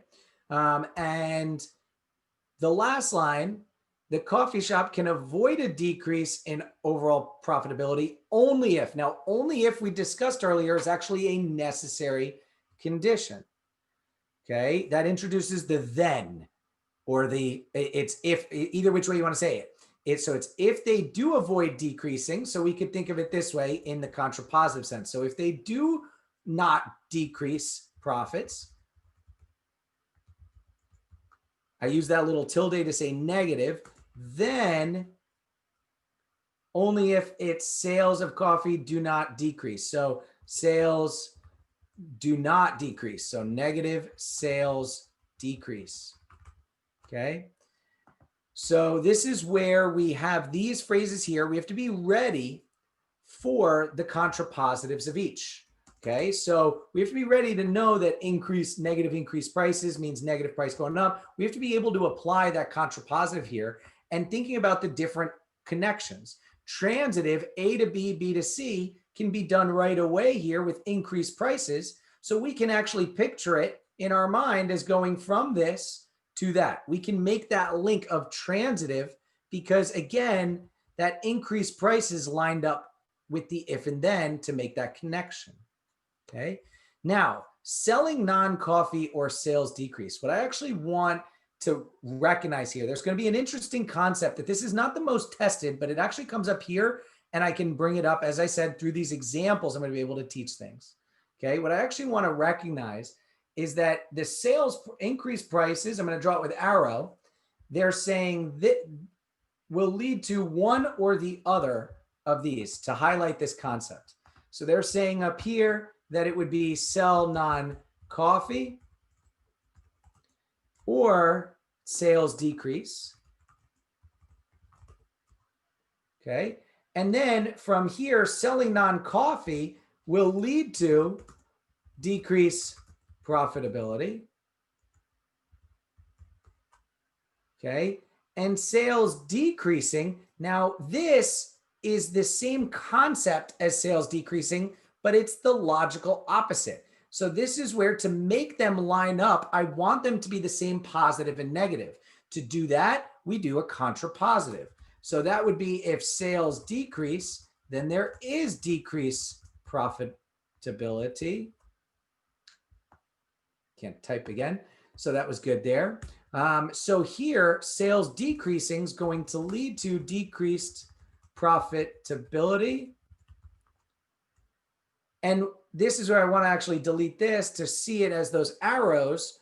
And what's interesting is we have to have this or this, but either one of these things is going to end up with decreased profitability. And because of that connection, that's where our answer is going to come from, that we're going to be able to connect price going up. Okay. If the price increases, then you're guaranteed decreased profitability.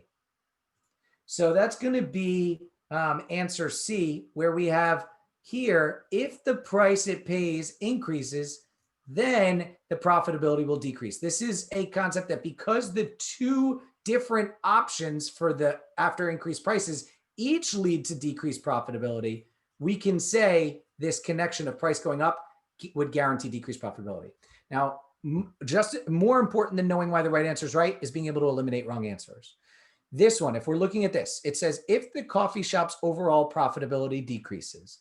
Now, if the profitability decreases, I can literally stop reading.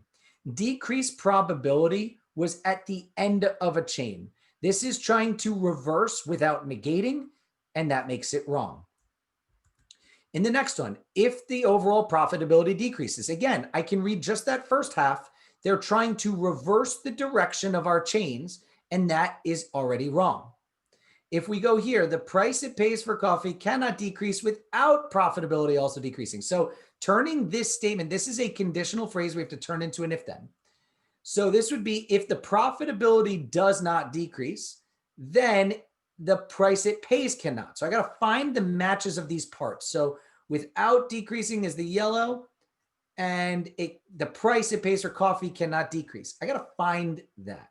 Okay. Now the yellow, without the profitability decreasing. So that would be here. If this does not decrease, okay.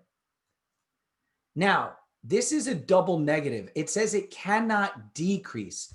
Double negatives, I want you to be able to recognize that's like saying that it's basically going to increase. It might stay the same, but it's going to increase.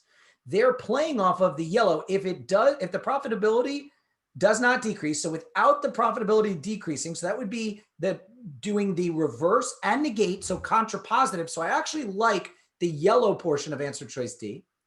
But then with the pink, they're trying to say that we would have increased prices. If it said instead the price it pays for coffee beans cannot increase without yellow, I'd be okay with that. But because this is backwards, that's going to be one of our big traps, is where they're flipping the positive negative of what we want. And so it ends up being incorrect. E is saying that we are guaranteed to have either the price to continue to increase or the sales increasing. And there's no way for us to know for sure that guaranteed we're going to have the increased prices or this other one. We know that. So actually, let me say it this way. Let me bring it out this way. Okay. So it would be increase prices. Just that one line we had, remember, was that we're going to have selling non-coffee, non-coffee, or sales decrease. Now, if we didn't have this first half, just to talk about supporting ideas here, if we didn't have this first half, if we just knew if you increase prices, then sales decrease, okay? What we would know is then if the sales increase, then you wouldn't have increased prices.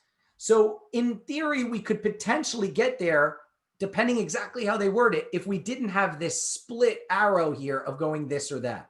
But because it could just be selling non-coffee, we can't make a comment definitively about the sales based on the prices. And that's why E is wrong. All right.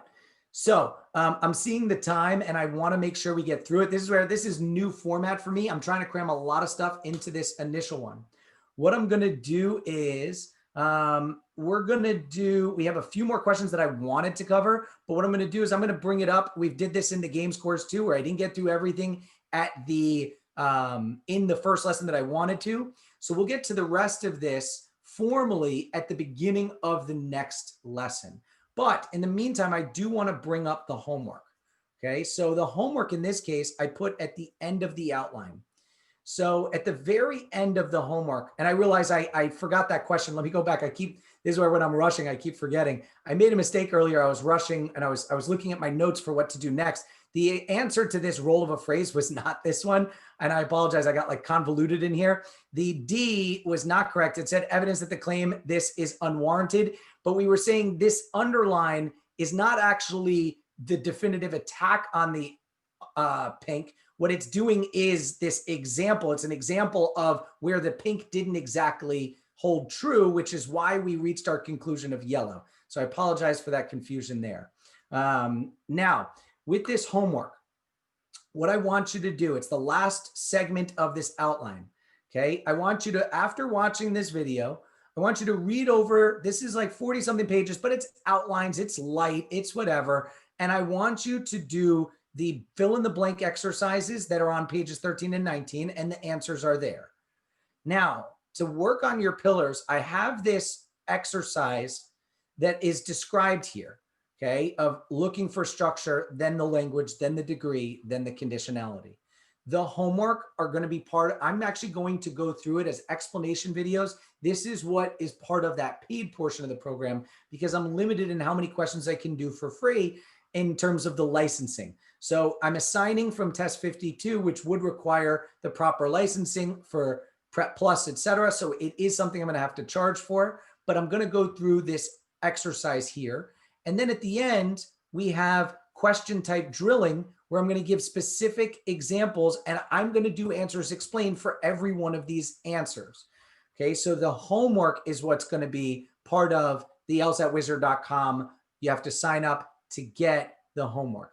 This lesson and all the free stuff is going to be on the YouTube channel and on the free courses portion of LSATwizard.com. But to see the homework explanations, you're going to have to enroll in one of the subscriptions. So with that, I see a few hands are raised, so I want to get to them. I apologize. This happened in the games course too, where I start rushing. I go 3.5 hours and made a mistake. So I'm sure there's more things that I missed. So I'm going to call on a couple people real quick. Hillary. Hi, I just have one question. So Yes. I took your course prior when you did the games. I wanted to know the same way that I had to access it and have you as the LSAT coach, would it still be inside? Like, are you going to upload already that to signed that up for file? the paid games course, reach out to me because in transitioning from that beta version over to the website, I'm going to get you guys a code to kind of make the transition. You do not have to re-enroll. Okay. I'm going to transition over, but it's the same. It's the same, the games and the video, it's all the same linking, but since you are already linked and anyone else signed up for the beta is already linked, we're going to do it a little differently. Okay.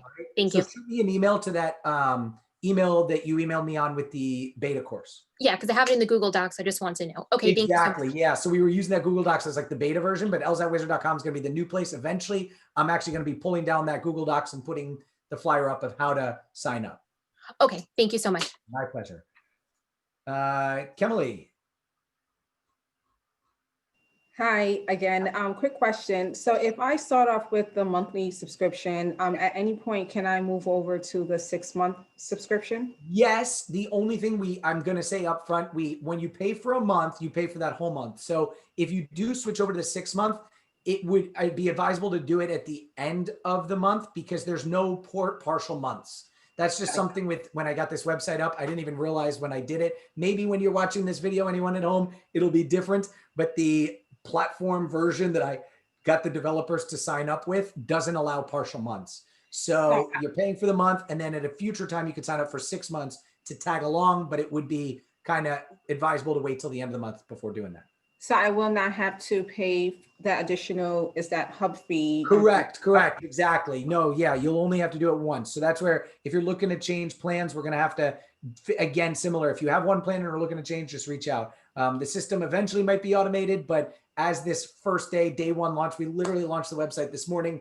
We already have some technical issues. I'm sure it's going to take time. But yes, you can do it. It just email me and we'll do it the right way. Thank you. My pleasure. All right. Gonna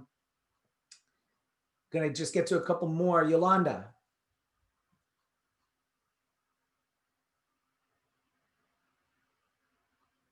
Yolanda, you there? Yeah, I'm here. Oh, I don't know. I was just going to ask, how much is the 6-month subscription? So the price is on LSATwizard.com, only because this video is going to be recorded, and honestly, the prices are going to change based on the licensing costs and everything like that. If you go to LSATwizard.com, go to our video courses, you'll see the pricing there. Okay, thanks. So one more question, and then we're going to call it a day. Parveen. I actually had a content question, but we can move on because you are going over the course. Yeah, and I apologize. I'm going to get to it as much as possible later. But thank you guys for your time. I apologize that I'm so over time. We're going to do more lessons. We got 3 more lessons plus all the homework. I promise, stick with this. It will help you get better. You can get better. Just takes patience, that right way of thinking. Think about those things we discussed today. Language is that big thing. You'll see it come up again next week. So I'm going to call it a day. That example I did before, I am not refreshed right now, even though I woke up feeling great today. It has been a wild day for me and a long day of this course. So we're going to call it there. Thank you, everybody, for participating. And I will see you all in lesson 2. Have a good one.